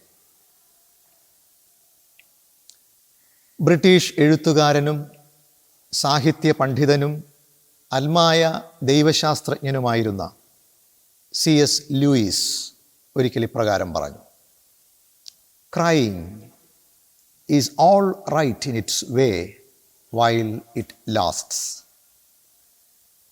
കരച്ചിൽ നീണ്ടു നിൽക്കുന്നിടത്തോളം കാലം അതിൻ്റെതായ രീതിയിൽ ശരിയാണ്. കരച്ചിൽ ശരിയാണ്. ശരിയായ കരച്ചിലുമുണ്ട്, ശരിയല്ലാത്ത കരച്ചിലുമുണ്ട് എന്ന സാരം. അഭിനയം ഉള്ള കരച്ചിൽ അയഥാർത്ഥമാണ്. യേശുവിൻ്റെ കരച്ചിൽ യഥാർത്ഥ കരച്ചിലാണ്. യഥാർത്ഥ കരച്ചിലിൽ കാരണമുണ്ടാവും. യഥാർത്ഥ കരച്ചിൽ അർത്ഥമുള്ളതുമായിരിക്കും. യേശുവിൻ്റെ കരച്ചിലിന് കാരണമുണ്ട്, യേശുവിൻ്റെ കരച്ചിലിന് അർത്ഥവുമുണ്ട്. എന്താണ് യേശുവിൻ്റെ കരച്ചിലിന് കാരണം? എന്താണ് യേശുവിൻ്റെ കരച്ചിൽ തരുന്ന അർത്ഥം? 4-ാമത്തെ മൊഴി ഇപ്രകാരമാണ്: എൻ്റെ ദൈവമേ, എൻ്റെ ദൈവമേ, എന്തിനാണ് നീ എന്നെ കൈവിട്ടത്? ഈ മൊഴി ഒന്നാമത് നമ്മെ പഠിപ്പിക്കുന്നത് ദൈവഗ്രഹണത്തിൻ്റെ സാഹചര്യത്തിലുള്ള നിലവിളിയാണ് ഇത് എന്നത്രേ. The cry in the context of divine eclipse. ദൈവഗ്രഹണത്തിൻ്റെ സാഹചര്യത്തിലുള്ള നിലവിളി. എന്താണ് ദൈവഗ്രഹണം എന്നതുകൊണ്ട് ഉദ്ദേശിക്കുന്നത്? സൂര്യഗ്രഹണം എന്ന വാക്ക് നമുക്ക് പരിചയമുണ്ട്. ഇതിന് സമാനമായി ഉപയോഗിക്കുന്ന പദമാണ് ദൈവഗ്രഹണം. മാർട്ടിൻ ബൂബർ ഈ വാക്ക് വളരെ അർത്ഥവത്തായി ഉപയോഗിച്ചിട്ടുണ്ട്. സൂര്യഗ്രഹണത്തിൽ സൂര്യൻ അവിടെ തന്നെ ഉണ്ട്, അത് നന്നായി പ്രകാശിക്കുന്നുമുണ്ട്. പക്ഷേ ചന്ദ്രൻ സൂര്യൻ്റെയും ഭൂമിയുടെയും മധ്യത്തിൽ നിന്ന് സൂര്യനെ മറയ്ക്കുകയാണ്. അതുകൊണ്ട് സൂര്യൻ്റെ പ്രകാശം ശരിയാം വണ്ണം ഭൂമിയിൽ വരുന്നില്ല. ഭാഗികമായോ പൂർണ്ണമായോ അത് സൂര്യപ്രകാശത്തെ ഭൂമിയിൽ വരുന്നതിന് തടസ്സം നിൽക്കുന്നു. ഭൂമിയിൽ നിന്ന് നോക്കുന്ന ഒരാൾക്ക് സൂര്യനെ കാണാൻ കഴിയാത്ത സാഹചര്യം ഉണ്ടാകുന്നു. ഇതാണ് സൂര്യഗ്രഹണം. ദൈവഗ്രഹണം എന്നതും ഇതേ അർത്ഥത്തിൽ നമുക്ക് മനസ്സിലാക്കാം. ദൈവം അവിടെ തന്നെ ഉണ്ട്, ദൈവാനുഗ്രഹവുമുണ്ട്. പക്ഷേ അത് നമ്മളിലെത്തുന്നതിന് എന്തോ തടസ്സമുണ്ട്. ദൈവഗ്രഹണം നിലവിളിക്കുവാനുള്ള സാഹചര്യത്തെ സൃഷ്ടിക്കുന്നതാണ്. യേശു നിലവിളിക്കുന്നു, എൻ്റെ ദൈവമേ, എൻ്റെ ദൈവമേ, നീ എന്നെ കൈവിട്ടത് എന്ത് എന്ന്. ആ നിലവിളിയുടെ സാഹചര്യം ദൈവഗ്രഹണത്തിൻ്റെ സാഹചര്യമാണ്. ദൈവത്തിങ്കൽ നിന്നും നാം സുരക്ഷിതത്വം പ്രതീക്ഷിക്കുന്നുണ്ട്. ദൈവത്തിങ്കൽ നിന്നും നാം കരുതൽ പ്രതീക്ഷിക്കുന്നുണ്ട്. ആ കരുതലും സ്നേഹവും നമുക്ക് ലഭ്യമല്ല എന്ന് നാം മനസ്സിലാക്കുന്ന സമയത്ത് നമ്മൾ നിലവിളിച്ചു പോകും. ദൈവഗ്രഹണത്തിൻ്റെ സമയമാണ്. സ്റ്റാൻ സ്വാമി ഒരു ഭക്തനായ മനുഷ്യനായിരുന്നു, ഒരു മിഷണറി ആയിരുന്നു. വടക്കേ ഇന്ത്യയിലെ പാവപ്പെട്ട ആദിവാസികളുടെ ഉന്നമനത്തിന് വേണ്ടി, വളർച്ചയ്ക്ക് വേണ്ടി അദ്ദേഹം കഠിനാധ്വാനം ചെയ്തു. സുവിശേഷ വിരോധികൾ അദ്ദേഹത്തെ കള്ളക്കേസിൽ കുടുക്കി ജയിലിലാക്കി. അദ്ദേഹം അവിടെ നീതിക്ക് വേണ്ടി നിലവിളിച്ചു. ചെയ്യാത്ത കുറ്റത്തിന് ജയിലിലാക്കപ്പെട്ട ആ മനുഷ്യൻ അവിടെ കിടന്ന് നിലവിളിക്കുകയാണ്, എൻ്റെ ദൈവമേ, എൻ്റെ ദൈവമേ, എന്തിനാണ് നീ എന്നെ കൈവിട്ടതെന്ന്. ശരിയായ ചികിത്സ കിട്ടാതെ, നന്നായി ആഹാരം കഴിക്കാൻ കഴിയാതെ, വെള്ളം കുടിക്കാൻ കഴിയാതെ അദ്ദേഹം അവിടെ കിടന്ന് മരണപ്പെടുകയാണ്. വെള്ളം തൻ്റെ മുമ്പിൽ കൊണ്ടുവയ്ക്കും, പക്ഷെ എടുത്തു കുടിക്കാൻ നിർവാഹമില്ല. പാർക്കിൻസൺസ് എന്ന അസുഖം കാരണം കൈക്ക് വിറയലുള്ളതുകൊണ്ട് വെള്ളം ചുണ്ടോടടുപ്പിക്കുമ്പോഴേക്കും അത് ചിതറിപ്പോയിരിക്കും. വെള്ളം കുടിക്കാനും ആഹാരം കഴിക്കുവാനും രോഗത്തിന് ചികിത്സ ശരിയാവണ്ണം കിട്ടുകയും ചെയ്യാതെ ഈ ലോകത്തോട് യാത്ര പറഞ്ഞ ആ മനുഷ്യനും ഒടുവിൽ നിലവിളിച്ചിട്ടുണ്ടാകും, എൻ്റെ ദൈവമേ, എൻ്റെ ദൈവമേ, നീ എന്നെ കൈവിട്ടത് എന്ത് എന്ന്. ഏതൊരു ഭക്തനും അവൻ്റെ ജീവിതത്തിൻ്റെ ഏതെങ്കിലും ഒരു സാഹചര്യത്തിൽ ഇങ്ങനെ വിളിക്കേണ്ടി വരും. ഇത് ദൈവഗ്രഹണത്തിൻ്റെ സാഹചര്യമാണ്. മനുഷ്യൻ്റെ വേദനയോടുള്ള ദൈവത്തിൻ്റെ താതാത്മ്യപ്പെടലാണ് 4-ാമത്തെ മൊഴിയിൽ നമുക്ക് കാണാൻ കഴിയുക. ഏതൊരു മനുഷ്യനും ഉണ്ടാകുന്ന ജീവിത സാഹചര്യത്തെ യേശു തൻ്റെ മൊഴിയിലൂടെ വ്യക്തമാക്കുകയാണ്. രണ്ടാമതായി, വേർപാട് ദുഃഖത്തിൽ നിന്ന് ഉയരുന്ന നിലവിളിയാണ് ഇത്. The cry that rises from the sorrow of separation. വേർപാട് ദുഃഖത്തിൽ നിന്ന് ഉയരുന്ന നിലവിളി. വേർപാട് ദുഃഖമാണ്. യേശുവിന് വേർപാട് ദുഃഖമുണ്ടായി. ആരിൽ നിന്നാണ് വേർപെട്ടത്? പിതാവായ ദൈവത്തിൽ നിന്നും പുത്രനായ ദൈവം വേർപെടുന്നു. യേശു എപ്പോഴും പറയാറുണ്ട്, ഞാനും പിതാവും ഒന്നാണെന്ന്. പിതാവുമായി ഒന്നായിരുന്ന യേശു പിതാവിൽ നിന്നും വേർപെട്ടു. ഭാരതത്തിലെ ഉപനിഷത്ത് ചിന്തയുമായി ഞാനിതിനെ ബന്ധിപ്പിക്കുവാൻ ആഗ്രഹിക്കുകയാണ്. ഉപനിഷത്തുകളിൽ ജീവാത്മാവ്, പരമാത്മാവ് എന്നിങ്ങനെ ആത്മാവിനെ രണ്ടായി പറയുന്നുണ്ട്. രണ്ടായി പറയുന്നുണ്ടെങ്കിലും ഇത് രണ്ടല്ല, ഒന്നാണെന്നാണ്. പരമാത്മാവ് നമുക്ക് കാണാൻ കഴിയാത്ത അദൃശ്യമായ ആ ശക്തിവിശേഷമാണ്. ജീവാത്മാവ് നമ്മളിൽ തന്നെയുള്ള ആത്മാവാണ്. ഇത് രണ്ടല്ല, ഇത് തമ്മിൽ വേർപെടാൻ പാടില്ല. അങ്ങനെ വേർപെട്ടാൽ അത് ദുഃഖമാണ്. വേർപെടുന്നതിന് കാരണം മായയാണ്, അവിദ്യയാണ്. ഒരുവൻ്റെ പാപമാണ് ഒരുവനെ പരമാത്മാവിൽ നിന്നും വേർപെടുത്തുന്നത്. യേശു ദൈവത്തെ പിതാവ് എന്ന് വിളിക്കുകയാണ്. പരമപിതാവ്, പരബ്രഹ്മം. പിതാവുമായി ഒന്നായിരുന്ന യേശു ആ പിതാവിൽ നിന്നും വേർപെട്ടു. ജീവാത്മാവ് പരമാത്മാവിൽ നിന്നും വേർപെട്ടു. പാപം കാരണമാണ് ഈ വേർപാട് സാധാരണ സംഭവിക്കുക. യേശു അല്ല ഇവിടെ പാപം ചെയ്തത്. യേശു നമ്മുടെ പാപം ചുമന്നുകൊണ്ടാണ് കുരിശിന്മേൽ കയറിയത്. ആ പാപമാണ് പിതാവിൽ നിന്നും ഉള്ള ഈ വേർപാടിന് കാരണമായി തീർന്നത്. ജീവാത്മാവ് പരമാത്മാവിൽ നിന്നും വേർപെട്ടാൽ അത് ദുഃഖ കാരണമാണ്. ആ ദുഃഖമാണ് ഈ നിലവിളിയിൽ കലാശിക്കുന്നത്. എൻ്റെ ദൈവമേ, എൻ്റെ ദൈവമേ, എന്തിനാണ് നീ എന്നെ കൈവിട്ടത് എന്ന നിലവിളി. എങ്ങനെ ഇതിനെ അതിജീവിക്കാൻ കഴിയും? നിരന്തരമായ തപശ്ചര്യയിലൂടെ യേശുവിൻ്റെ ഈ നിലവിളി തപസ്സനുഷ്ഠിക്കലാണ്. പിതാവിനോട് വീണ്ടും ഒന്നാകണം എന്നുള്ള അവൻ്റെ അദമ്യമായ ആഗ്രഹമാണ് ഈ നിലവിളിയിലുള്ളത്. ദൈവത്തിങ്കൽ നിന്നും വേർപെട്ടാൽ തിരിച്ചു പോയേ പറ്റൂ. ആ ബന്ധം പുനഃസ്ഥാപിച്ചേ പറ്റൂ. അതിന് നിലവിളിച്ച് പ്രാർത്ഥിക്കണം. രണ്ടാമത്തെ നിലവിളി വേർപാട് ദുഃഖത്തിൽ നിന്നുണ്ടായ നിലവിളിയാണ്. മൂന്നാമത്, ഇതൊരു സത്യാഗ്രഹിയുടെ നിലവിളിയാണ്. യേശു കർത്താവിൻ്റെ കുരിശുമരണത്തെ സത്യാഗ്രഹം എന്നാണ് ഗാന്ധിജി വിശേഷിപ്പിച്ചത്. സത്യാഗ്രഹം എന്നതൊരു സമരമാർഗമാണ്.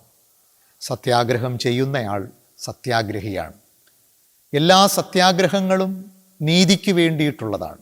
എവിടെ നീതിരാഹിത്യമുണ്ടാകുമോ അവിടെ സത്യാഗ്രഹത്തിനുള്ള സാധ്യതയുണ്ടാകും. സത്യാഗ്രഹം എന്ന വാക്കിൻ്റെ അർത്ഥം സത്യത്തിനായുള്ള ആഗ്രഹം എന്നാണ്, നീതിക്കായുള്ള ആഗ്രഹം. യേശു സത്യത്തിനായുള്ള ആഗ്രഹത്തിന് വേണ്ടി കുരിശിൽ കയറി. സത്യം, സത്ത, പിതാവായ ദൈവത്തെ ലോകത്തിന് വെളിപ്പെടുത്തി തരാൻ വേണ്ടി യേശു കുരിശിൽ യാഗമായി മാറുകയാണ്. അതുകൊണ്ടാണ് അത് സത്യാഗ്രഹമായി മാറുന്നത്. ഋഗ്വേദത്തിൽ ഇങ്ങനെ മനോഹരമായൊരു സൂക്തമുണ്ട്.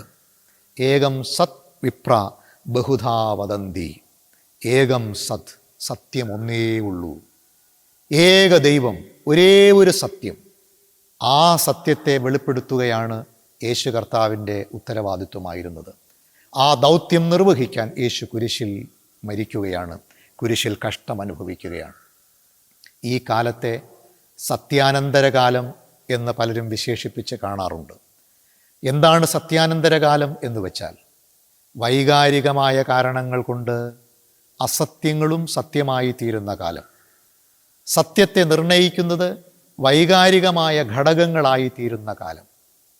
ഇതാണ് സത്യം എന്ന് നമുക്കറിയാം. പക്ഷേ ബഹുഭൂരിപക്ഷവും അത് അംഗീകരിക്കുകയില്ല. ഇത് അസത്യമാണ് എന്ന് പറഞ്ഞ് മനസ്സിലാക്കിപ്പിക്കണം എന്ന് നമുക്ക് ആഗ്രഹമുണ്ടാകും. പക്ഷെ അതാർക്കും മനസ്സിലാവുകയുമില്ല. സത്യത്തെ സത്യമെന്ന് പറഞ്ഞ് മനസ്സിലാക്കാൻ കഴിയാത്ത കാലം, അസത്യത്തെ അസത്യമാണെന്ന് പറഞ്ഞ് മനസ്സിലാക്കാൻ കഴിയാത്ത കാലം, ഇതാണ് സത്യാനന്തരകാലം. ഈ സത്യാനന്തരകാലത്തിൽ സത്യത്തിനായി ആഗ്രഹിക്കുക, സത്യാഗ്രഹം ചെയ്യുക എന്നത് പ്രയാസമുള്ള കാര്യമാണ്. സത്യം നഷ്ടപ്പെടുമ്പോൾ സത്യത്തിനു വേണ്ടി നിലകൊള്ളുക എന്ന് പറയുന്നത് സഹനത്തിലൂടെ മാത്രമേ കഴിയൂ. അവിടെ നിലവിളി ഉണ്ടാകും. യേശുവിൻ്റെ 4-ാമത്തെ മൊഴി സത്യാഗ്രഹത്തിനായുള്ള നിലവിളിയാണ്.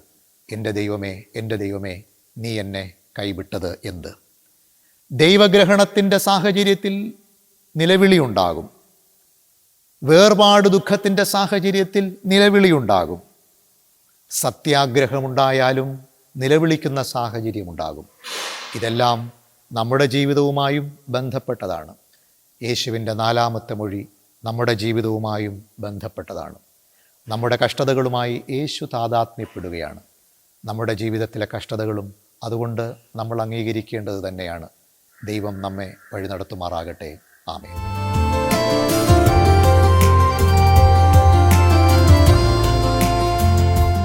ദൈവനാമത്തിന് മഹത്വമുണ്ടാകട്ടെ. ഈ ദൃശ്യമാധ്യമത്തിലൂടെ എന്നെ ശ്രവിക്കുന്ന നിങ്ങൾക്കേവർക്കും വീണ്ടും വരുന്നവനായ യേശു ക്രിസ്തുവിൻ്റെ നിസ്തുല്യ നാമത്തിൽ എൻ്റെ സ്നേഹവന്ദനത്തെ ഞാൻ അറിയിക്കുകയാണ്.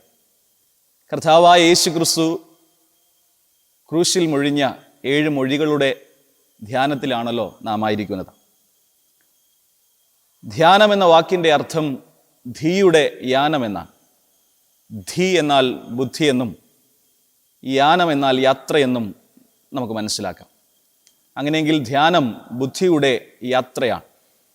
അവനവൻ്റെ ഉള്ളിലേക്ക് കടന്നു ചെന്ന് ജീവിത യാഥാർത്ഥ്യങ്ങളുടെ ഉണ്മയിലേക്ക് ഒരു ധ്യാന ചിന്താത്മകമായ അനുഭവത്തിലൂടെ കടന്നു പോകുവാൻ ഈ ചുരുങ്ങിയ സമയത്തിലൂടെ ദൈവം നമ്മെ സഹായിക്കട്ടെ എന്ന് ഞാൻ പ്രാർത്ഥിക്കുകയാണ്. അതിന് നമ്മെ സഹായിക്കുന്നത് കർത്താവായ യേശു ക്രിസ്തു തിരുവായി മൊഴിഞ്ഞ ക്രൂശിലെ 5-ാമത്തെ മൊഴിയാണ്. എനിക്ക് ദാഹിക്കുന്നു. വിശുദ്ധ യോഹന്നാൻ എഴുതിയ സുവിശേഷം 19-ാം അധ്യായം അതിൻ്റെ 28-ാമത്തെ വാക്യം. അതിൻ്റെ ശേഷം സകലവും തികഞ്ഞിരിക്കുന്നു എന്ന് യേശു അറിഞ്ഞിട്ട് തിരുവെഴുത്ത് നിവൃത്തിയാകും വണ്ണം എനിക്ക് ദാഹിക്കുന്നു എന്ന് പറഞ്ഞു. ലോകമെമ്പാടുമുള്ള സകല മനുഷ്യർക്കും രക്ഷ നൽകുവാനായിട്ടാണ് കർത്താവായ യേശു ക്രിസ്തു കുരിശാരോഹണം ചെയ്തത് എന്നുള്ളത് പരമമായ ഒരു യാഥാർത്ഥ്യമാണ്. ഈ ഔന്നിത്യ രക്തപൂജ നിറവേറ്റാൻ ഉന്നത പീഠമാകുന്ന ക്രൂശിനെ ക്രിസ്തു വരിച്ചത് സ്വമനസാലെയും പൂർണ്ണമായ പിതാവിൻ്റെ ഇൻഹിതത്തോടുള്ള സമർപ്പണത്തോടും കൂടെയായിരുന്നു. ആ സഹന സന്ദർഭത്തിൽ യേശു പറയുന്ന 5-ാമത്തെ മൊഴി എനിക്ക് ദാഹിക്കുന്നു. എനിക്ക് ദാഹിക്കുന്നു എന്ന വചനം കാൽവരിയിൽ മുഴങ്ങിയ 7 മൊഴികളിൽ ഏറ്റവും ചെറിയ മൊഴിയാണ്. അക്ഷരങ്ങൾ കൊണ്ട്, വാക്കുകൾ കൊണ്ട് കുറഞ്ഞ ചെറിയൊരു മൊഴിയാണ്. ക്രിസ്തുവിന് ഏറ്റവും കയ്പായിരിക്കുന്ന അനുഭവത്തെയാണ്, ഏറ്റവും വേദനയുടെ കാഠിന്യത്തിൻ്റെ അനുഭവത്തെയാണ് ഈ കുഞ്ഞു വാക്കുകളിലൂടെ കർത്താവ് നമ്മുടെ മുൻപിൽ പരിശുദ്ധ വചനത്തിലൂടെ നൽകുന്നത്. ക്രിസ്തു പുളിച്ച വീഞ്ഞ് ക്രിസ്തു പുളിച്ച വീഞ്ഞാണ് കുടിച്ചതെങ്കിലും എനിക്ക് ദാഹിക്കുന്നു എന്ന് പറഞ്ഞ ആ വാക്യത്തിൻ്റെ അനുരണം നമ്മുടെ ജീവിതത്തിലെ കൈപ്പുറ്റ യാഥാർത്ഥ്യങ്ങളിലേക്ക് ഒളിവീശുന്നുണ്ട്. ഏറ്റവും ഉന്നതമായ ഔന്നത്യമുള്ള ഈ വാക്കുകളിൽ നിന്ന് ആത്മീക തലവും ഭൗതിക തലവും നമുക്ക് കണ്ടെത്തുവാനായിട്ട് സാധിക്കും. 2 ലഘുചിന്തകൾ 5-ാമത്തെ മൊഴിയിലൂടെ നിങ്ങളോട് വിനയത്തോടെ പങ്കുവയ്ക്കട്ടെ. ആ ധ്യാന വിചാരങ്ങളിലേക്ക്. 1, കർത്താവ് മൊഴിഞ്ഞ ഈ തിരുമൊഴി വിശുദ്ധ തിരുവെഴുത്തുകളുടെ നിവർത്തിയാണ്. This is a fulfilment of the holy scriptures. പരിശുദ്ധ വചനത്തിൻ്റെ നിവർത്തിയായിട്ടാണ് കർത്താവ് എനിക്ക് ദാഹിക്കുന്നു എന്ന മൊഴി ക്രൂശിൽ പറഞ്ഞത്. മനുഷ്യപുത്രനായി അവതരിച്ച യേശു ക്രിസ്തുവിൻ്റെ മനുഷ്യൻ്റെ വേദനയാണ്, ഒരു മാനുഷികമായ തലത്തിലുള്ള വേദനയെയാണ് നമുക്ക് ഈ വാക്കുകളിലൂടെ പ്രഥമ ദൃഷ്ടിയാൽ വായിച്ചെടുക്കുവാനായി കഴിയുന്നത്. തിരുവെഴുത്തുകൾ നിവർത്തിയാകും വണ്ണം എനിക്ക് ദാഹിക്കുന്നു എന്ന് പറഞ്ഞു എന്നാണ് യോഹന്നാൻ സുവിശേഷകൻ അത് രേഖപ്പെടുത്തിയിരിക്കുന്നത്. സങ്കീർത്തനം 69 നമുക്ക് ആ തിരുവെഴുത്തിൻ്റെ ഉള്ളടക്കം കാണുവാനായിട്ട് സാധിക്കും. 69-ാം സങ്കീർത്തനം 21-ാമത്തെ വാക്യം. എൻ്റെ ദാഹത്തിന് അവർ എനിക്ക് ചൊറുക്ക കുടിപ്പാൻ തന്നു. മനുഷ്യനായി അവതരിച്ച യേശു ക്രിസ്തുവിൻ്റെ ശാരീരികമായ വേദനയുടെ വ്യാപ്തി എത്രത്തോളം വലുതാണ് എന്നും താൻ അനുഭവിച്ച ഹൃദയഭാരത്തിൻ്റെ വ്യാപ്തി തൻ്റെ ശരീരത്തെ എത്രമാത്രം ബാധിച്ചിട്ടുണ്ടാകുമെന്ന് വ്യക്തമാക്കുന്നത് ആണ് ഈ വാക്കുകൾ. വിശുദ്ധ വചനത്തിൻ്റെ വിശുദ്ധ വചനം നിവൃത്തിയാകേണ്ടതിനാണ് കർത്താവ് ഇത് പറഞ്ഞതെന്ന് നാം പറയുമ്പോഴും ഒരു മനുഷ്യനെന്ന നിലയിൽ മനുഷ്യരോട് താദാത്മ്യം പ്രാപിക്കുന്ന ക്രിസ്തുവിനെയും നമുക്ക് അവിടെ കാണുവാൻ സാധിക്കും. കർത്താവിന് അവിടെ മാനുഷികമായൊരു ദാഹം ഉണ്ടാകുന്നതിൽ നമുക്ക് തെറ്റു പറയാൻ കഴിയില്ല. കാരണം ഒരു മനുഷ്യൻ സഹിക്കാവുന്നതിനപ്പുറമായ വേദനകൾ, ഒരു മനുഷ്യൻ താങ്ങാവുന്നതിനപ്പുറമായ ശാരീരിക പീഡകളാണ് കർത്താവ് യേശു ക്രിസ്തു ക്രൂശിലേക്ക് എത്തുന്നത് വരെ തൻ്റെ യാത്രയിലുടനീളം അനുഭവിച്ച് വന്നത്. തൻ്റെ സഹനങ്ങൾക്കപ്പുറം വേദവാക്യങ്ങളുടെ നിവൃത്തിക്കായി കർത്താവ് അത് പറഞ്ഞു എന്നും നമുക്ക് മനസ്സിലാക്കുവാനായിട്ട് സാധിക്കും. അപ്പോൾ ഇത് ദൈവത്തിൻ്റെ വചനത്തിൻ്റെ നിവൃത്തിക്കായി പുത്രനായ ക്രിസ്തു, ദൈവമാകുന്ന ക്രിസ്തു ഈ മൊഴി മൊഴിഞ്ഞു എന്ന് നമുക്ക് മനസ്സിലാക്കാം. പൂർണ്ണ മനുഷ്യനായ യേശു ക്രിസ്തു മനുഷ്യൻ്റെ ജീവിത അനുഭവങ്ങളിലേക്ക് ഇറങ്ങി വന്നതിൻ്റെ യാഥാർത്ഥ്യമാണ്. അതുപോലെ തിരുവെഴുത്തുകളുടെ നിവൃത്തിയാകും വണ്ണം കർത്താവ് പറഞ്ഞതാണ് 5-ാമത്തെ മൊഴി എന്ന് നാം മനസ്സിലാക്കി. രണ്ടാമതായി കർത്താവ് പറഞ്ഞ എനിക്ക് ദാഹിക്കുന്നു എന്ന വിശുദ്ധ വാക്കുകൾ ഒരു സമ്പൂർണ്ണ രക്ഷയ്ക്കായുള്ള ദാഹമാണെന്ന് മനസ്സിലാക്കാനായിട്ട് സാധിക്കും. ഞാൻ അല്പ പ്രാധാന്യത്തോടെ ഈ ഒരു ചിന്തയെ കാണുവാൻ ആഗ്രഹിക്കുകയാണ്. കർത്താവ് ക്രൂശിൽ എനിക്ക് ദാഹിക്കുന്നു എന്ന് പറഞ്ഞത് അത് കേവലം മാനുഷികമായ വെള്ളത്തിനായുള്ള ഒരു ദാഹം മാത്രമായി നമുക്കതിനെ ഒതുക്കുവാനായിട്ട്, അതിനെ ചുരുക്കമായി ചിന്തിക്കുവാനായിട്ട് സാധ്യമല്ല. മറിച്ച് അതൊരു സമ്പൂർണമായ രക്ഷയ്ക്ക് വേണ്ടിയിട്ടുള്ള ദാഹമാണ്. thirst for a holistic salvation. താൻ ഈ ലോകത്തിൽ സകല മനുഷ്യരുടെയും രക്ഷയ്ക്കായി തൻ്റെ പിതാവിൻ്റെ ഇൻഹിതത്തിന് വഴങ്ങി പൂർണ്ണമായി കീഴ്പ്പെട്ട് ക്രൂശിലെ മരണത്തോളം അനുസരണമുള്ളവനായി തീർന്നു എന്ന് പരിശുദ്ധ വചനം പറയുന്നുണ്ട്. അങ്ങനെയെങ്കിൽ ആ കർത്താവിൻ്റെ ജീവത്യാഗം സകല മനുഷ്യർക്കും രക്ഷാദായകമായി മാറേണ്ടതുണ്ട്. ആ ദാഹം ഒടുവിലായി ഒരിക്കൽ കൂടെ കർത്താവ് ക്രൂശിൽ പ്രകടമാക്കുന്നു എന്നും നമുക്ക് ചിന്തിക്കുന്നതിൽ തെറ്റില്ല എന്ന് ഞാൻ കരുതുകയാണ്. പാപത്തിൻ്റെ അനിവാര്യ ഫലമായ നിത്യമായ നരകത്തിലേക്ക് പോകുന്ന മനുഷ്യൻ്റെ, മാനവകുലത്തിൻ്റെ ആത്മാവിന് വേണ്ടിയുള്ള ദാഹമാണ് കർത്താവ് ക്രൂശിൽ ഏറ്റവും ഒടുവിൽ ഒരിക്കൽ കൂടെ പറഞ്ഞു വയ്ക്കുന്നത്. ഇന്ന് മനുഷ്യൻ ഉന്മാദത്തിനു വേണ്ടി ദാഹിക്കുകയാണ്. മ്ലേച്ഛകരമായ ജീവിതങ്ങളുടെ പിന്നാലെ ദാഹം പേറി മനുഷ്യൻ ഓടിക്കൊണ്ടിരിക്കുകയാണ്. ഹ്രസ്വമാകുന്ന, ക്ഷണികമാകുന്ന സുഖം മാത്രം തരുന്ന സിന്തറ്റിക് ഡ്രഗ്സുകളുടെ പിന്നാലെ മനുഷ്യൻ ഈ കാലഘട്ടത്തിൽ ഓടിക്കൊണ്ടിരിക്കുകയാണ്. പണത്തിനും സ്ഥാനമാനങ്ങൾക്കും പദവികൾക്കും പ്രതാപങ്ങൾക്കും വേണ്ടിയിട്ടുള്ള ഒടുങ്ങാത്ത ദാഹം പേറി മനുഷ്യനിങ്ങനെ ഈ ലോകത്തിൻ്റെ പിന്നാലെ സഞ്ചരിച്ചു കൊണ്ടിരിക്കുകയാണ്. പ്രതികാര ദാഹത്തോടെ കഴിയുന്ന മനുഷ്യർ നമ്മുടെ ചുറ്റിലുമുണ്ട്. സ്വാർത്ഥ ലാഭങ്ങൾക്ക് വേണ്ടി എന്തിനെന്നില്ലാതെ ഇങ്ങനെ പരക്കം പായുന്ന, ദാഹിച്ച് പരക്കം പായുന്ന മനുഷ്യനെ കാണുവാനായിട്ട് സാധിക്കും. മനുഷ്യരുടെ അംഗീകാരത്തിനും പ്രീതിക്കും വേണ്ടി എന്തും കോംപ്രമൈസ് ചെയ്യുന്ന, ആ ദാഹത്തോടെ അലയുന്ന മനുഷ്യരും നമ്മുടെ ചുറ്റുപാടിലും ഉണ്ട്. ആ മനുഷ്യരോടാണ് നിത്യമായ നരകയാതനയ്ക്ക് വേണ്ടി ഒരുങ്ങുന്ന മനുഷ്യർ. കർത്താവിൻ്റെ കാരുണ്യ നിമിത്തം പോലും സ്വർഗ സൗഭാഗ്യം നേടുവാൻ സാധ്യതയില്ലാതെ ഈ ലോകത്തിൻ്റെ ദാഹങ്ങളും പേറി നടക്കുന്ന മനുഷ്യർ. ആ മനുഷ്യരുടെ നിത്യമായ രക്ഷയ്ക്ക് വേണ്ടിയിട്ടാണ് കർത്താവ് എനിക്ക് ദാഹിക്കുന്നു എന്ന വിശുദ്ധ ക്രൂശിൽ ഒരിക്കൽ കൂടെ ഏറ്റവും ഒടുവിലായി ഒത്തിരി കാര്യങ്ങൾ കർത്താവ് തൻ്റെ പരസ്യ ശുശ്രൂഷയിൽ പറഞ്ഞിട്ടുണ്ട്. ഏറ്റവും ഒടുവിലായി അവസാനമായ ഒരു കാര്യം കൂടെ കർത്താവ് പറഞ്ഞു വെക്കുക, എനിക്ക് ദാഹിക്കുന്നു ഈ നഷ്ടമായി പോകുന്ന ആത്മാക്കളെ ഓർത്ത്. ഞാൻ എൻ്റെ പിതാവിൻ്റെ അടുക്കിലേക്ക് പോവുകയാണ്. അവിടെ അനേകം വാസസ്ഥലങ്ങളുണ്ട്. ആ വാസസ്ഥലങ്ങൾ ആരുമില്ലാതെ ഒഴിഞ്ഞു കിടക്കുന്നൊരു അനുഭവം ഉണ്ടാകാൻ പാടില്ല. അവിടെ നിത്യമായ സന്തോഷം, സ്വർഗീയ സൗഭാഗ്യം അനുഭവിക്കേണ്ടതിന് മനുഷ്യരുണ്ടാകണം. ആ ദാഹം, ആ മനുഷ്യർക്ക് അവിടെ സുനിശ്ചിതമായൊരു പാർപ്പിടം ഉണ്ടാക്കുന്നതിന് വേണ്ടിയിട്ടുള്ള ദാഹം, സമ്പൂർണ്ണ രക്ഷയ്ക്കായിട്ടുള്ള ദാഹം കർത്താവിൻ്റെ വാക്കുകളിൽ നിന്ന് നമുക്ക് വരച്ചെടുക്കുവാനായിട്ട് സാധിക്കും. ക്രിസ്തുവിൻ്റെ ക്രൂശിലെ ദാഹം നാം ധ്യാനിക്കുമ്പോൾ നമുക്ക് വേണ്ടിയുള്ള ക്രിസ്തുവിൻ്റെ സ്നേഹത്തിൻ്റെ ദാഹമാണ് നാം കാണുന്നത്, നാം കാണേണ്ടത്. ക്രിസ്തുവിൻ്റെ ഈ ആത്മീക ദാഹം ശമിപ്പിക്കുവാൻ നമുക്ക് എന്ത് ചെയ്യുവാനായിട്ട് സാധിക്കും? അല്ലെങ്കിൽ നാം എന്താണ് ചെയ്യേണ്ടത്? നമ്മുടെ സ്വഭാവത്തിൽ അറിഞ്ഞും ലയിച്ചും അറിയാതെയും ഒക്കെ കിടക്കുന്ന പാപ പ്രവണതകളെ നാം എന്നേക്കുമായി ഉപേക്ഷിച്ച് ക്രിസ്തുവിൻ്റെ മനോഭാവം നമുക്ക് വേണമെന്ന ഒരു തീരുമാനത്തിലേക്ക് ഞാൻ നിങ്ങളും എത്തിച്ചേരണം. സഹനങ്ങൾ നിറഞ്ഞ പാതയിൽ കൂടി സകലവും മറന്ന് അവനവൻ്റെ ജീവിതത്തിലെ ക്രൂശും വഹിച്ച് ക്രിസ്തുവിനെ അനുഗമിക്കുമ്പോഴാണ് നാം യഥാർത്ഥ ക്രിസ്ത്യാനികളായി തീരുന്നത്. അത് കർത്താവിൻ്റെ ക്രൂശ് വഹിക്കാനുള്ള, ഈ ലോകത്തിൻ്റെ ഇൻപങ്ങളെക്കാൾ ഉപരിയായി ക്രിസ്തുവിൻ്റെ ക്രൂശ് വഹിപ്പാനുള്ളൊരു ദാഹം, ആ ക്രൂശ് വഹിച്ച് ഒടുവിൽ സ്വർഗീയ സൗഭാഗ്യത്തിൽ കർത്താവിനോടൊപ്പം വാഴുന്ന ഒരു നിത്യതയ്ക്കായുള്ള ദാഹം, ആ ദാഹം നമ്മിൽ ഉണ്ടാകട്ടെ. ക്രൈസ്തവ മൂല്യം നിലച്ചു പോകാതെ നമ്മുടെ തീക്ഷ്ണതയും ദാഹവും നശിച്ചു പോകുന്ന ആത്മാക്കളെ നേടുന്നതിന് വേണ്ടി നാം വിനിയോഗിക്കുമെങ്കിൽ നമുക്ക് ക്രിസ്തുവിൻ്റെ ദാഹം തീർക്കുന്ന ഭടന്മാരുടെ മുൻനിരയിൽ നിന്നുകൊണ്ട് അനേകായിരങ്ങളെ ക്രിസ്തുവിൻ്റെ രണ്ടാമത്തെ വരവിന് വേണ്ടി ഒരുക്കുവാനായിട്ട് സാധിക്കും.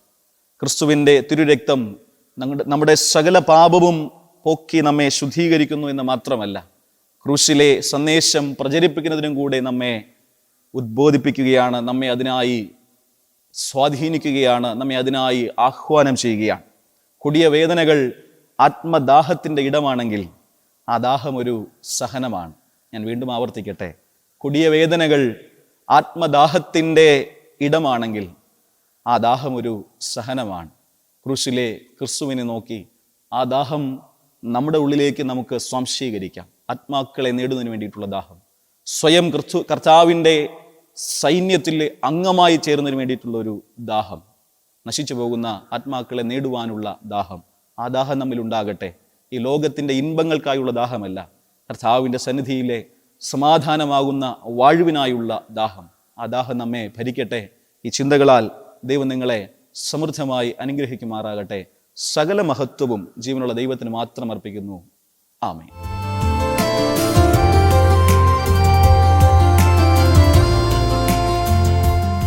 ദൈവത്തിൻ്റെ അതിപരിശുദ്ധ നാമം വാഴ്ത്തപ്പെടുമാറാകട്ടെ. യോഹന്നാൻ സുവിശേഷം 19-ാം അധ്യായം 30-ാം വാക്യം, യേശു പുളിച്ച വീഞ്ഞ് കുടിച്ച ശേഷവും നിവർത്തിയായി എന്ന് പറഞ്ഞ് തല ചായ്ച്ച് ആത്മാവിനെ ഏൽപ്പിച്ചു കൊടുത്തു. ഈ വചനത്തെ ആസ്പദമാക്കിയാണ് അല്പസമയം നിങ്ങളോട് സംസാരിക്കുവാൻ ഞാൻ ആഗ്രഹിക്കുന്നത്.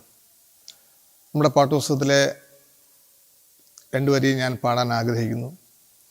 എൻ ദൈവമേ, നിന്നിഷ്ടം ചെയ്യുവാൻ വന്നിടുന്നേ, ഞാനിന്നു മോദമായി, എൻ്റെ ഇഷ്ടം ഒന്നും വേണ്ട പ്രിയനേ, അങ്ങേ ഇഷ്ടം എന്നിൽ പൂർണ്ണമാക്കണേ. ആദാമ്യ പാപത്തിലൂടെ മരണത്തിനും നിത്യമായ ശിക്ഷാവിധിക്കും വിധേയരായിത്തീർന്ന മാനവരാശിയെ വീണ്ടെടുക്കുവാൻ പിതാവായ ദൈവം പുത്രനായ ക്രിസ്തുവിനെ ഏൽപ്പിച്ച പ്രവൃത്തിയാണ് ക്രൂശിൽ നിവൃത്തിയായത്. പാപികളെ രക്ഷിക്കുവാനുള്ള വഴി ഒരുക്കി എന്നതാണ് ആ പൂർത്തീകരണത്തിൻ്റെ അർത്ഥം. 12-ാമത്തെ വയസ്സിൽ യെരുശലേം ദേവാലയത്തിൽ വെച്ച് തൻ്റെ നയം പ്രഖ്യാപിച്ച യേശു കർത്താവ് ക്രൂശ് മരണം വരെയുള്ള തൻ്റെ അധ്വാനങ്ങളും വീണ്ടെടുപ്പും ഈ പൂർത്തീകരണത്തിൻ്റെ പ്രവർത്തനങ്ങളായിരുന്നു. യോഹന്നാൻ സുവിശേഷം 4-ാം അധ്യായത്തിൽ യേശു തൻ്റെ ആത്മീകമായ അധ്വാനത്തെക്കുറിച്ച് വെളിപ്പെടുത്തുന്നു. അതിൻ്റെ 34-ാം വാക്യത്തിൽ ഇപ്രകാരം പറയുന്നു: എന്നെ അയച്ചവൻ്റെ ഇഷ്ടം ചെയ്ത് അവൻ്റെ പ്രവൃത്തി തികയ്ക്കുന്നത് തന്നെ എൻ്റെ ആഹാരം. യോഹന്നാൻ സുവിശേഷം 19-ാം അധ്യായത്തിൽ കാണുന്ന നിവൃത്തിയായി എന്ന് പറയുന്ന ഈ വാക്യവും അതേ പുസ്തകത്തിൽ 4-ാം അധ്യായത്തിൽ പറയുന്ന ഈ വാക്യവും തമ്മിൽ വളരെ ബന്ധമുണ്ട്. ശമര്യക്കാരത്തി സ്ത്രീയുമായിട്ടുള്ള യേശുക്രിസ്തുവിൻ്റെ സംഭാഷണത്തിൽ ആരാധനയെക്കുറിച്ചുള്ള ഒരു സംശയം ശമര്യക്കാരത്തി സ്ത്രീ യേശുവോട് ചോദിക്കുകയാണ്. ആ ചോദ്യത്തിന് യേശു കർത്താവ് വളരെ വ്യത്യസ്തമായ നിലയിലുള്ള ഒരു മറുപടി അവിടെ നൽകുകയാണ്.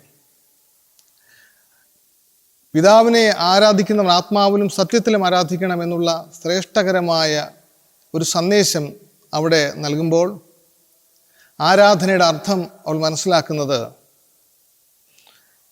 അന്ധകാരത്തിലിരുന്ന ജനങ്ങളോട് സുവിശേഷം അറിയിച്ച് ആ ആത്മാക്കളെ നേടുമ്പോഴാണ് ദൈവത്തോടുള്ള തൻ്റെ ആരാധനയുടെ പൂർത്തീകരണമെന്ന് അവൾ മനസ്സിലാക്കിയപ്പോൾ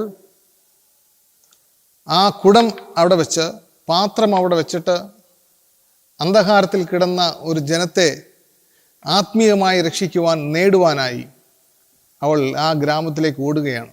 അവിടെ പറയുന്നത്, അവൾ പറഞ്ഞ വാക്കുകൾ നിമിത്തം ആ ഗ്രാമത്തിലെ ജനങ്ങൾ യേശുവിൽ വിശ്വസിച്ചു എന്നാണ് പറയുന്നത്. അവിടെ ആ ശമര്യക്കാരത്തി സ്ത്രീയെ ദൈവരാജ്യത്തിൻ്റെ പ്രഘോഷത്തിനായി യേശു ക്രിസ്തു ഒരുക്കിയെടുക്കുന്നതിൻ്റെ ഒരു അധ്വാനം ആ നാലാം അധ്യായത്തിൽ നമ്മൾ മനസ്സിലാക്കുന്നു. ഈ സമയത്ത് ശിഷ്യന്മാർ വന്നപ്പോൾ ചോദിച്ച താൽക്കാലികമായ ഭൗതികമായ ആഹാരത്തെക്കുറിച്ച് അന്വേഷിച്ചപ്പോൾ യേശു നൽകിയ മറുപടിയാണ്, എന്നെ അയച്ചവൻ്റെ ഇഷ്ടം ചെയ്ത് അവൻ്റെ പ്രവൃത്തി തികയ്ക്കുന്നത് തന്നെ എൻ്റെ ആഹാരം.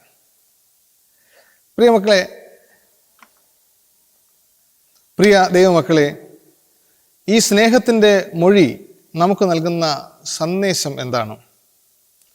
അനേകം ആത്മാക്കളെ രക്ഷയിലേക്ക് ആനയിക്കുവാനുള്ള ആഹ്വാനം നമ്മിലൂടെ നിവൃത്തിയാകുവാൻ ദൈവം ആഗ്രഹിക്കുന്നു. ദൈവത്തോടുള്ള നമ്മുടെ ആരാധന ആത്യന്തികമായി പൂർത്തിയാകുന്നത് ഈ ദൗത്യം പൂർത്തീകരിക്കുന്നതിലൂടെയാണ്.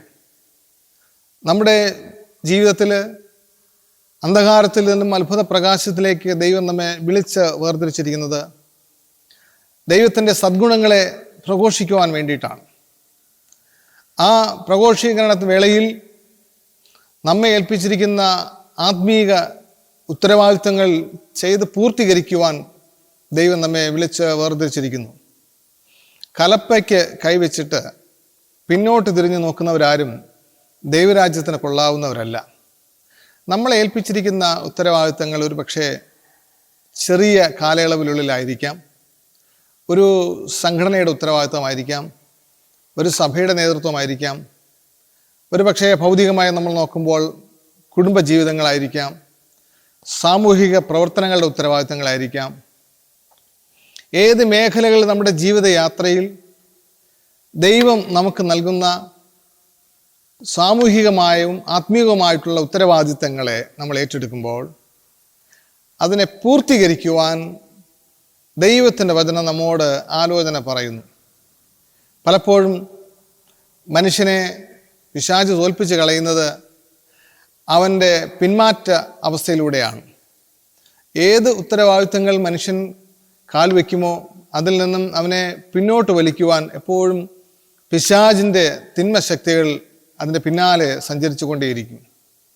പക്ഷേ അത് നമ്മൾ തിരിച്ചറിയുമ്പോഴാണ് കൂടുതൽ ശക്തിയോടുകൂടെ നമുക്ക് ദൈവരാജ്യ പ്രഘോഷണത്തിലായിരിക്കുവാൻ നമുക്ക് സാധിക്കുന്നത്. അപ്പോസ്തലനായ പൗലോസ് പറയുന്നു, ആകയാൽ നിങ്ങൾ കുലുങ്ങാത്തവരും കർത്താവിൽ നിങ്ങളുടെ വേല വ്യർത്ഥമല്ല എന്ന് എണ്ണിക്കൊണ്ട് അനുദിനം കർത്താവിൻ്റെ വേലയിൽ വർദ്ധിച്ച് വരുന്നവരായി തീരുവിൻ.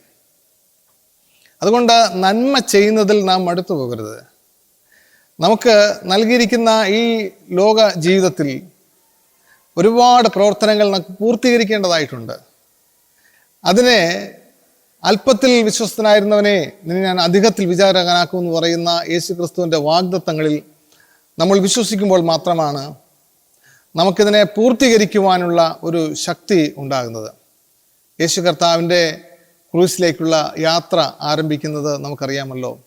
യെരുശലേം ദേവാലയത്തിൽ തൻ്റെ 12ാമത്തെ വയസ്സിലാണ്.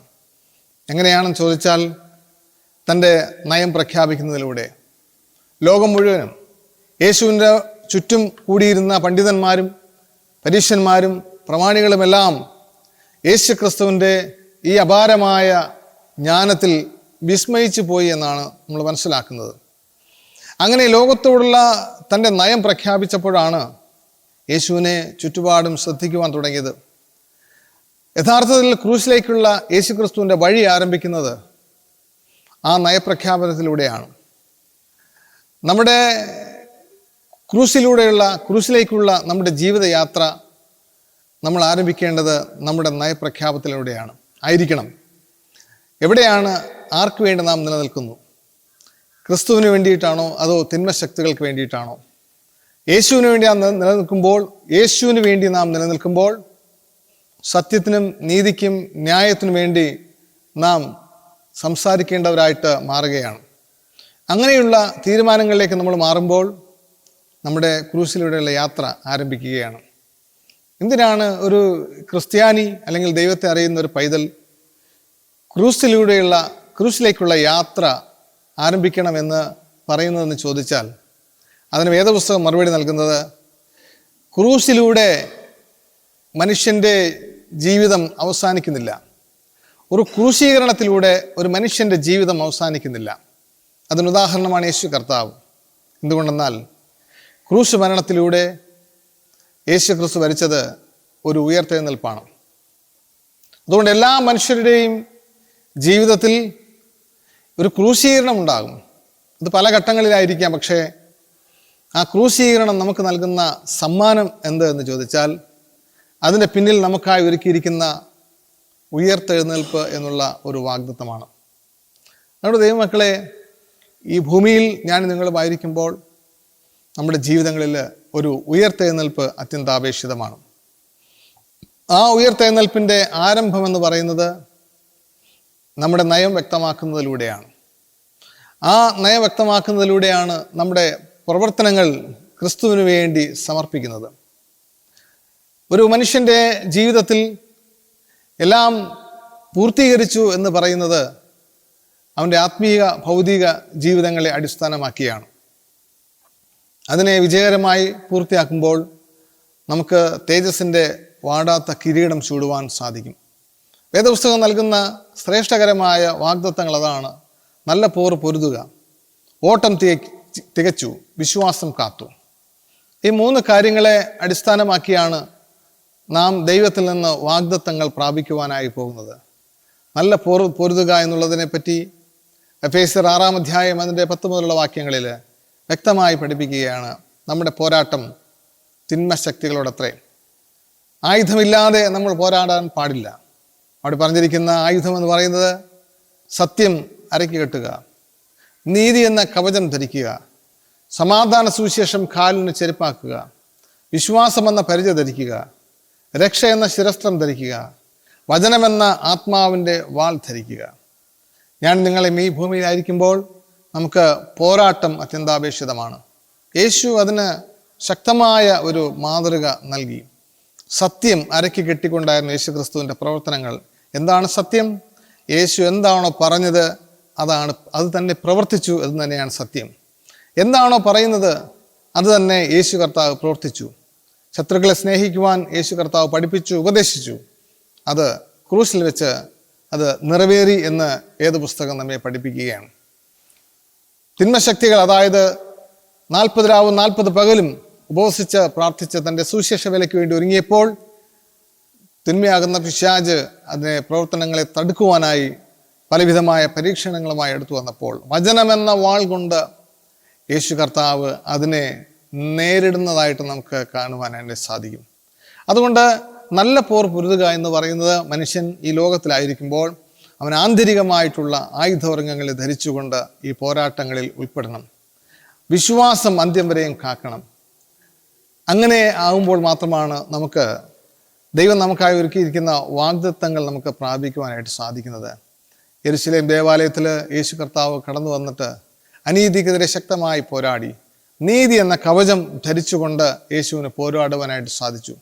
ഈ പോരാട്ടങ്ങളുടെ പ്രതിഫലമാണ് ദൈവം യേശു കർത്താവിനെ മരിച്ചവരിൽ നിന്ന് ഉയർത്തെഴുന്നേൽപ്പിച്ചത്. അതുകൊണ്ട് ഈ ടോപ്പിക്കിലേക്ക് നാം മടങ്ങി വരുമ്പോൾ യേശു കർത്താവ് ക്രൂശിൽ കിടന്നുകൊണ്ട് നിവൃത്തിയായി എന്ന് പറയുന്നത് പാപികളായ മനുഷ്യരെ ദേഹം, ദേഹി, ആത്മാവ് എന്നീ നിലകളിൽ ക്രൂശിൽ വെച്ച് വീണ്ടെടുത്തതിൻ്റെ ആ ചുരുക്കമാണ്. ഇറ്റ് ഈസ് ഫിനിഷ്ഡ്, നിവൃത്തിയായി. ദൈവമക്കളെ, നമ്മുടെ ജീവിതങ്ങളിലും നാം ഏറ്റെടുത്തിരിക്കുന്ന ഉത്തരവാദിത്തങ്ങൾ ദൈവകൃപയിൽ ആശ്രയിച്ചുകൊണ്ട് ഈ ഭൂമിയിൽ നിന്നും നാം മാറ്റപ്പെടുന്നതിന് മുമ്പായി നിവൃത്തിയായി എന്ന് പറയുവാൻ നമുക്ക് സാധിക്കണം. അതിനുദാഹരണമാണ് യേശു കർത്താവ്. യേശു കർത്താവ് നമ്മെ ക്രൂശിൽ വെച്ച് വീണ്ടെടുത്തു. ആ പൂർത്തീകരണത്തിൻ്റെ ശുശ്രൂഷ ചെയ്യുവാൻ സർവശക്തനായ ദൈവം നമ്മെല്ലാവരെയും സഹായിക്കുമാറാകട്ടെ. ആമേൻ.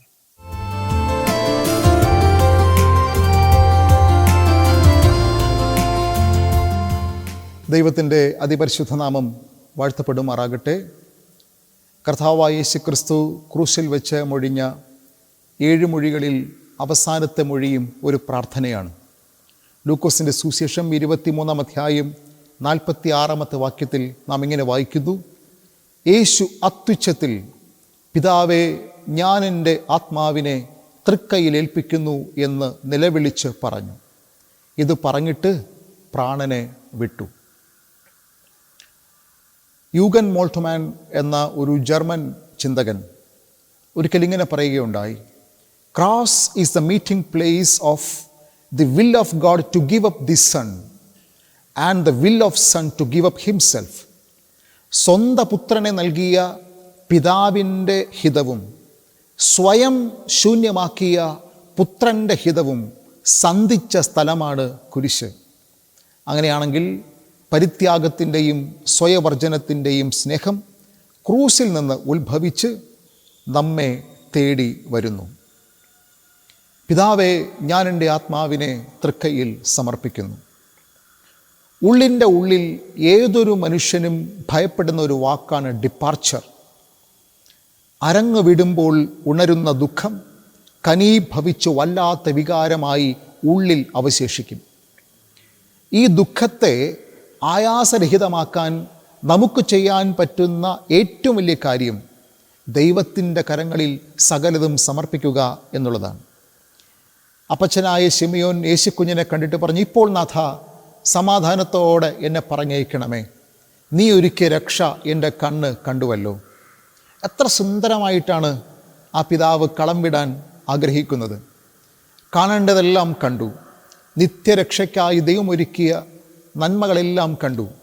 ഇനി സമാധാനത്തോടെ മടക്കം എന്നുള്ളതാണ്. മരണം, ആ നിമിഷം അർത്ഥപൂർണവും സുന്ദരവുമാക്കാനാണ് ഒരു ജീവിതം മുഴുവനും നമ്മൾ ആയാസപ്പെടുന്നത്. അതുകൊണ്ടാണ് ഒരിക്കൽ ഒരു ചിന്തകൻ പറഞ്ഞത്: life is nothing but A preparation for death.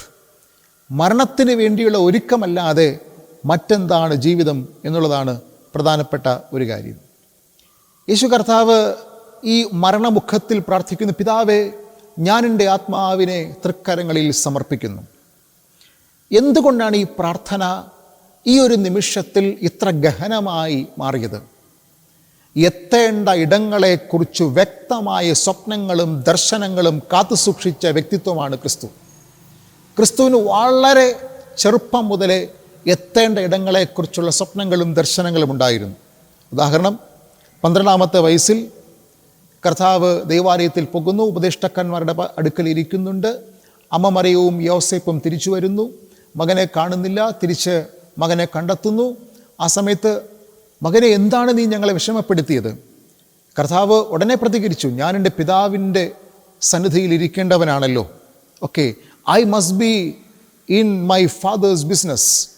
ഞാൻ എൻ്റെ പിതാവിൻ്റെ കാര്യങ്ങളിൽ ഏർപ്പെടേണ്ട ഒന്നാണ്. അതുകൊണ്ട് ജീവിതത്തിൻ്റെ ഓരോ നിമിഷങ്ങളും എറ്റേണൽ മൊമെൻറ്റ്സ് ആണെന്ന് തിരിച്ചറിഞ്ഞ ഒരാളാണ് ക്രിസ്തു. ആ ക്രിസ്തുവിന് ഈ വിടവാങ്ങൽ സമാധാനത്തിൻ്റെ ഒരു വിടവാങ്ങലായിരുന്നു എന്നുള്ളതാണ് പ്രധാനപ്പെട്ട ഒരു കാര്യം. ഈ പ്രാർത്ഥന നമ്മെ ഉദ്ബോധിപ്പിക്കുന്ന മറ്റൊരു കാര്യം, ഇന്നും നാളെയും തമ്മിൽ വ്യക്തമായൊരു ബന്ധമുണ്ട് എന്നുള്ളതാണ്. ഇന്നും നാളെയും തമ്മിൽ വ്യക്തമായൊരു ബന്ധമുണ്ട്. ഭാവിയിലേക്കുള്ള പ്രയാണത്തിലാണ് നമ്മൾ. ഈ ഭൂമിയിലൂടെ നടന്ന് നടന്ന് നടന്ന് അഭൗമികമായ മറ്റൊരു തലത്തിലേക്ക് എത്തപ്പെടേണ്ടവർ. അതുകൊണ്ട് തന്നെ ഏതോ ദീർഘതയുടെ ഒരു അല്പമായ നിമിഷങ്ങളിലൂടെയാണ് ഞാനിപ്പോൾ കടന്നു പോകുന്നത്. നാളെക്കുറിച്ചുള്ള സ്വപ്നങ്ങളിലും വിചാരങ്ങളിലുമാണ് എൻ്റെ ഇന്നിനെ ഞാൻ ചിട്ടപ്പെടുത്തേണ്ടത്. കാര്യം ഇന്നും നാളെയും തമ്മിൽ അഭേദ്യമായ ഒരു ബന്ധമുണ്ട്. ആ ഒരു ബോധ്യമുള്ള എല്ലാവർക്കും ഡിപ്പാർച്ചർ സമാധാനപൂർണമായിരിക്കും. ഇന്നിലാണ് എല്ലാം, ഇവിടെയാണ് എല്ലാം, ഇവിടെ അവസാനിക്കുന്നതാണ് എന്തും എന്ന് ചിന്തിക്കുന്നവർക്ക് ഡിപ്പാർച്ചർ, കളം വിടുക എന്നത് ഏറ്റവും അസ്വസ്ഥ ജടിലമായ ഒന്നായിരിക്കും. എന്നാൽ നാളെക്കുറിച്ചുള്ള സ്വപ്നങ്ങളും ഭാവിയെക്കുറിച്ചുള്ള പ്രതീക്ഷകളും ഉള്ളവർക്ക് ഡിപ്പാർച്ചർ സമാധാനപൂർണമായിരിക്കും. യേശുക്രിസ്തുവിൻ്റെ ഡിപ്പാർച്ചർ സമാധാനപൂർണമാണ്. കാര്യം ക്രിസ്തുവിന് നാളെയെക്കുറിച്ച് സുവ്യക്തമായ സ്വപ്നങ്ങളും ദർശനങ്ങളും ഉണ്ടായിരുന്നു എന്ന് നമുക്കിവിടെ മനസ്സിലാക്കാൻ കഴിയും. മടക്കം നാം എല്ലാവരും അഭിമുഖീകരിക്കേണ്ട ഒന്നാണ്. അതൊരു തരം ഗ്രഹാതുരത്വം കൂടെയാണ്. ഉദാഹരണം, ഒരു വിനോദയാത്ര പോകുന്ന സംഘത്തെ ഒന്ന് സങ്കല്പിക്കുക. നമ്മൾ വീട്ടിൽ നിന്നിറങ്ങി ഒരു വാഹനത്തിൽ വിനോദയാത്രയ്ക്ക് പോകുമ്പോൾ അതൊരു ത്രില്ലിംഗ് എക്സ്പീരിയൻസാണ്. നമ്മൾ ഒരുപാട് ആസ്വദിക്കും, ഒരുപാട് ചിരിക്കും, ഒരുപാട് ആനന്ദിക്കും, കൂട്ടായ്മയുടെ നന്മയും നിറവും അനുഭവിക്കും. പക്ഷേ എത്ര ത്രില്ലിംഗ് എക്സ്പീരിയൻസായ ഒരു വിനോദയാത്രയിലാണ് നമ്മളെങ്കിലും തിരിച്ചു മടങ്ങി ഭവനത്തിൽ വരുമ്പോഴാണ് ആ യാത്ര പൂർണ്ണമാകുന്നത്. അങ്ങനെയാണെങ്കിൽ നമ്മൾ മടങ്ങി നമ്മുടെ ഭവനത്തിൽ എത്തിച്ചേരുമ്പോഴാണ് ഈ ജീവിതയാത്ര പൂർണ്ണമാകുന്നത്. യേശുവിനതറിയാം. അതുകൊണ്ട് മടങ്ങി പിതാവിൻ്റെ അടുക്കൽ പോകുമ്പോഴാണ് ആ യാത്ര പൂർണ്ണമാകുന്നത്, ആ ദൗത്യം പൂർണ്ണമാകുന്നത്. മടങ്ങിയേ പറ്റൂ. നമ്മുടെ ജീവിതത്തിൽ ഒരു മടക്കമുണ്ട്. നേപ്പാളിൽ ഒരു പ്രകൃതി ദുരന്തമുണ്ടായപ്പോൾ വളരെ ക്ലേശകരമായ സാഹചര്യങ്ങളിൽ നിന്ന് അവിടെ നിന്ന് അഭയാർത്ഥിയായി ഒരു സ്ത്രീ ഡൽഹിയിലേക്ക് വന്നു. ആ സമയത്ത് അവൾ പൂർണ്ണ ഗർഭിണിയാണ്. അവിടെ വെച്ച് അവളൊരു കുഞ്ഞിന് ജന്മം കൊടുക്കുന്നു. പക്ഷെ അസ്വസ്ഥമായൊരു സാഹചര്യത്തിൽ ആ അമ്മ മരണത്തോട് മല്ലിടുകയാണ്. മരിക്കുന്നതിന് തൊട്ട് മുമ്പ് അവളുടെ കുഞ്ഞിനൊരു പേരിട്ടു. ആ പേര് വാപ്പസി എന്നായിരുന്നു. മടക്കം എന്നാണ്. അതുകൊണ്ട് ഉറവുകളിലേക്ക് മടങ്ങാൻ വെമ്പൽ കൊള്ളുന്നവരാണ് എല്ലാം. ഈ പ്രകൃതിയിൽ നിന്നും ഉറവുകളിലേക്ക് മടങ്ങാൻ വെമ്പൽ കൊള്ളുക, അതാണ് നമ്മൾ കാണുന്ന പ്രധാനപ്പെട്ട ഒരു കാര്യം. സഭാപ്രസംഗി 12-ാം അധ്യായം 6-ാമത്തെ വാക്യത്തിൽ ഒരു വചനം എങ്ങനെയുണ്ട്? ഉറവിങ്കലെ കുടമുടയും എന്നാണ് ആ വാക്കിൻ്റെ അർത്ഥം. ഒരു കുടം നിറയെ ജലം, അതൊരു ഉറവയുടെ അടുത്ത് പോകുന്നു. ആ കുടമുടങ്ങ് ആ കുടത്തിലെ വെള്ളം ആ ഉറവയിലേക്ക് വീണാൽ പിന്നെ അവിടെ എന്താണ്? അവിടെ ജലമല്ല, പിന്നെ ഉറവ മാത്രമേ ഉള്ളൂ. കുടമുടങ്ങ് ജലം അതിൻ്റെ ഉറവിടമായ അരുവിയിലേക്ക് തിരികെ പോകുന്നു. കുടം മുടങ്ങില്ലെങ്കിൽ അത് കേവലം കുടത്തിൻ്റെ അകത്ത് മാത്രം ഇരിക്കുന്ന ജലമാണ്. എന്നാൽ കുടമുടങ്ങി അരുവിയിലേക്ക് വീണാൽ പിന്നെ ജലമില്ല, പിന്നെ അരുവിയാണ്. ഈ അരുവി സമുദ്രത്തിൽ പോയാലോ പിന്നെ അരുവിയില്ല, പിന്നെ സമുദ്രമാണ്. വിശാലതയാണ്. യേശുവിന് അതറിയാം. അതുകൊണ്ട് കർത്താവ് സധൈര്യം തന്നെ ധൈര്യസമേതം ഈ മടക്കയാത്രയ്ക്ക് വേണ്ടി ഒരുങ്ങുന്നു എന്ന് നമുക്ക് കാണാൻ കഴിയും. ഇനി യേശു കർത്താവ് മടങ്ങുമ്പോഴോ നിശ്ചയമായും ക്രിസ്തു സംതൃപ്തിയോടുകൂടെയാണ് മടങ്ങുന്നത്. ONV കുറുപ്പ് ഒരിക്കൽ തൻ്റെ ഒരു ലേഖനത്തിൽ പറഞ്ഞത് ഇങ്ങനെയാണ്: ഈ ലോകമാകുന്ന വാടക വീട് വിട്ട് ഞാൻ മടങ്ങുമ്പോൾ എൻ്റെ ആത്മാവിൻ്റെ ഒരു അംശത്തെ ഞാൻ ഇവിടെ നിക്ഷേപിക്കുന്നു. അതാണ് എൻ്റെ കവിത. ഈ ലോകമാകുന്ന വാടക വീട് വിട്ട് ഞാൻ പോകുമ്പോൾ എൻ്റെ ആത്മാവിൻ്റെ ഒരു അംശത്തെ ഞാൻ ഈ ഭൂമിയിൽ നിക്ഷേപിക്കുന്നു. അതാണ് എൻ്റെ കവിത. യേശുക്രിസ്തുവിനെ കുറിച്ച് നമുക്ക് എന്ത് പറയാം? കർത്താവ് ഈ ലോകത്തിലേക്ക് വന്നു, നിത്യരക്ഷയുടെ സാധ്യതകൾ തുറന്നു, എന്നിട്ട് പിതാവിങ്കലേക്ക് മടങ്ങിപ്പോകുമ്പോൾ ഈ ലോകത്തിൽ അവിടുന്ന് തൻ്റെ മനസ്സിനെ, തൻ്റെ ഹൃദയത്തെ ഇവിടെ നിക്ഷേപിച്ചു.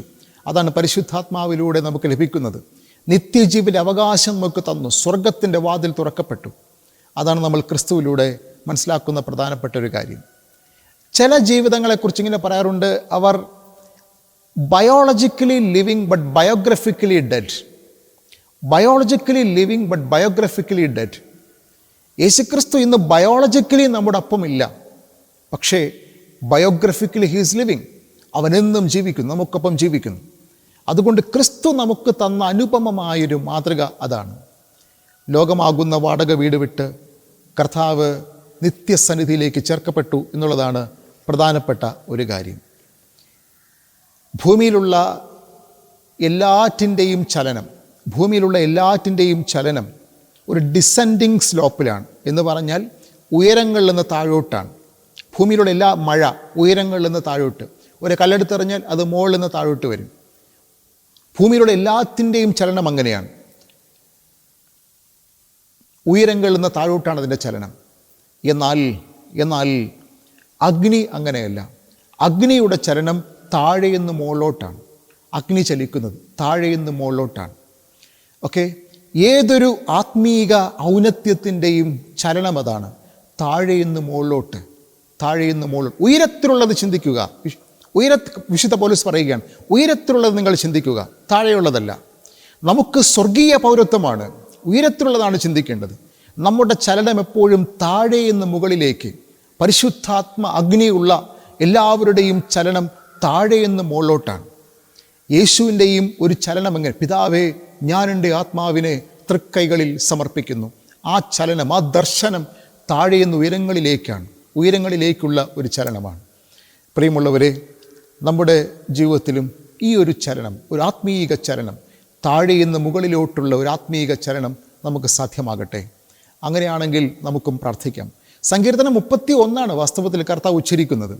അത് വേദപഠിതാക്കൾ പറയുന്നത് എല്ലാ രാത്രികളിലും യഹൂദന്മാർ ഉറങ്ങുമ്പോൾ ഈ പ്രാർത്ഥന പ്രാർത്ഥിക്കും അത്രേ. പിതാവേ, ഞാൻ എൻ്റെ ആത്മാവിനെ തിരുകരങ്ങൾ സമർപ്പിക്കുന്നു, ഞാൻ സമാധാനത്തോടെ കിടന്നുറങ്ങട്ടെ എന്ന് എല്ലാ യഹൂദന്മാരും പ്രാർത്ഥിക്കും അത്രേ. അങ്ങനെയാണെങ്കിൽ യേശുക്രിസ്തു എത്ര ആയാസരഹിതമായിട്ടാണ് മരണത്തെ പുൽകുന്നത്. ഒരു ഉറക്കം പോലെ തൻ്റെ വേർപാടിനെ കാണാനുള്ള ഒരു ആത്മധൈര്യം ക്രിസ്തുവിനുണ്ടായിരുന്നു. അത് ക്രിസ്തുവിൽ നിഴലിച്ച നിത്യമായ പ്രത്യാശയുടെ ഒരു സൂചകമായിട്ട് വേണം നമ്മളതിനെ മനസ്സിലാക്കേണ്ടത്. അതുകൊണ്ട് ജീവിതത്തിൻ്റെ ഏതു നൈരാശ്യത്തിൻ്റെ അനുഭവങ്ങളിലും ഈ ഒരു ദർശനം നമുക്ക് മുതൽക്കൂട്ടായി മാറട്ടെ. ആമേൻ. ക്രിസ്ത്യൻ വോയിസ് മീഡിയ അവതരിപ്പിക്കുന്ന ക്രൂശിലെ 7 മൊഴികൾ. യേശു കാൽവരി ക്രൂശിൽ അനുഭവിച്ച കഠിനമേറിയ തൻ്റെ ജീവിതം ലോകത്തിന് മാതൃകയാക്കുന്ന മൊഴികളിലൂടെയുള്ള തൻ്റെ ദൂതിനെ അറിയിക്കുകയായിരുന്നു. ഈ ദൈവവചനം ഈ മീഡിയയിലൂടെ സംപ്രേഷണം ചെയ്യുമ്പോൾ ഓരോ ഹൃദയങ്ങളിലും സമാധാനം നിറയപ്പെട്ടതും ആത്മീക തേജസ്സുള്ളതുമായ പ്രവർത്തനങ്ങൾ ഉണ്ടാകുവാൻ ദൈവത്തിൻ്റെ പരിശുദ്ധാത്മാവ് സഹായിക്കട്ടെ. 1-ാമത്തെ മൊഴി പറഞ്ഞത് റവറൻ DS അരുൺ അച്ഛനാണ്, CSI തമലം ഇടവകയിലെ. 2-ാമത്തെ മൊഴി പറഞ്ഞത് ശ്രീ C. റോസ്ചന്ദ്രദാസ്, CSI പെരുങ്കടവിളയാണ്. റവറൻ ST സുനിൽ രാജ് അച്ഛൻ, CSI ഓലത്താന്നി ഇടവകയിലെ പ്രസ്ബിറ്ററാണ് 3-ാമത്തെ മൊഴി നമുക്ക് വേണ്ടി പറഞ്ഞത്. 4-ാമത്തെ മൊഴി നമുക്ക് വേണ്ടി പറഞ്ഞത് reverend doctor Ebenezer Shine Kumar, CSI ആടുമങ്കാട് പള്ളി അവർകളാണ്. 5-ാമത്തെ മൊഴികൾ നമുക്ക് വേണ്ടി പറഞ്ഞത് റവറൻ M. മനീഷ് അവർകൾ, CSI വാലൻവിള പള്ളി അവർകളാണ്. റവറൻ മാത്യു മാർക്കോസ് അച്ഛൻ, CSI കുളംവെട്ടിവിള എന്ന ഇടവകയിലാണ് ശുശ്രൂഷ ചെയ്യുന്നത്. അദ്ദേഹമാണ് 6-ാമത്തെ മൊഴി നമ്മൾക്ക് വേണ്ടി പറഞ്ഞത്. 7-ാമത്തെ മൊഴികൾ നമുക്ക് നൽകിയത് റവറൻ DS അരുൺ അച്ഛനാണ്. ഈ വൈദികന്മാരോടുള്ള പ്രത്യേകമായ ക്രിസ്ത്യൻ വോയിസിൻ്റെ നന്ദിയെ അറിയിക്കുന്നു. ലോകരക്ഷിതാവായിരിക്കുന്ന കർത്താവിനെ ആത്മീകമായ ചിന്തയിലൂടെ ദൈവിക പാതയിൽ നിലനിർത്തുവാൻ സമാനതകളില്ലാത്ത ദൈവസ്നേഹത്തിൻ്റെ വറ്റാത്ത നീരുറവ ക്രൂശിൽ നമുക്ക് കാണിച്ചു തന്ന മാതൃകാ പുരുഷനായ യേശുവിനെ അനുഗമിച്ചുകൊണ്ട് അവൻ്റെ പിന്നാലെ യാത്ര ചെയ്ത് അവനോടൊപ്പം ജീവിച്ച് ദൈവകൃപ അനുഭവിപ്പാൻ തക്കവണ്ണം ദൈവം നമ്മെ എല്ലാവരെയും ശക്തീകരിക്കട്ടെ. വചനം സംസാരിച്ച ദൈവദാസന്മാരെയും അവരുടെ കുടുംബങ്ങളെയും ദൈവം അത്യത്ഭുതമായിട്ട് വഴി നടത്തട്ടെ, അനുഗ്രഹിക്കട്ടെ എന്ന് പ്രാർത്ഥിച്ചുകൊണ്ട് ഏവരുടെയും മുമ്പിൽ ഈ മീഡിയയെ സവിനയം നിങ്ങൾക്ക് വേണ്ടി നൽകുന്നു. ദൈവനാമം മഹത്വപ്പെടട്ടെ. ആമേൻ.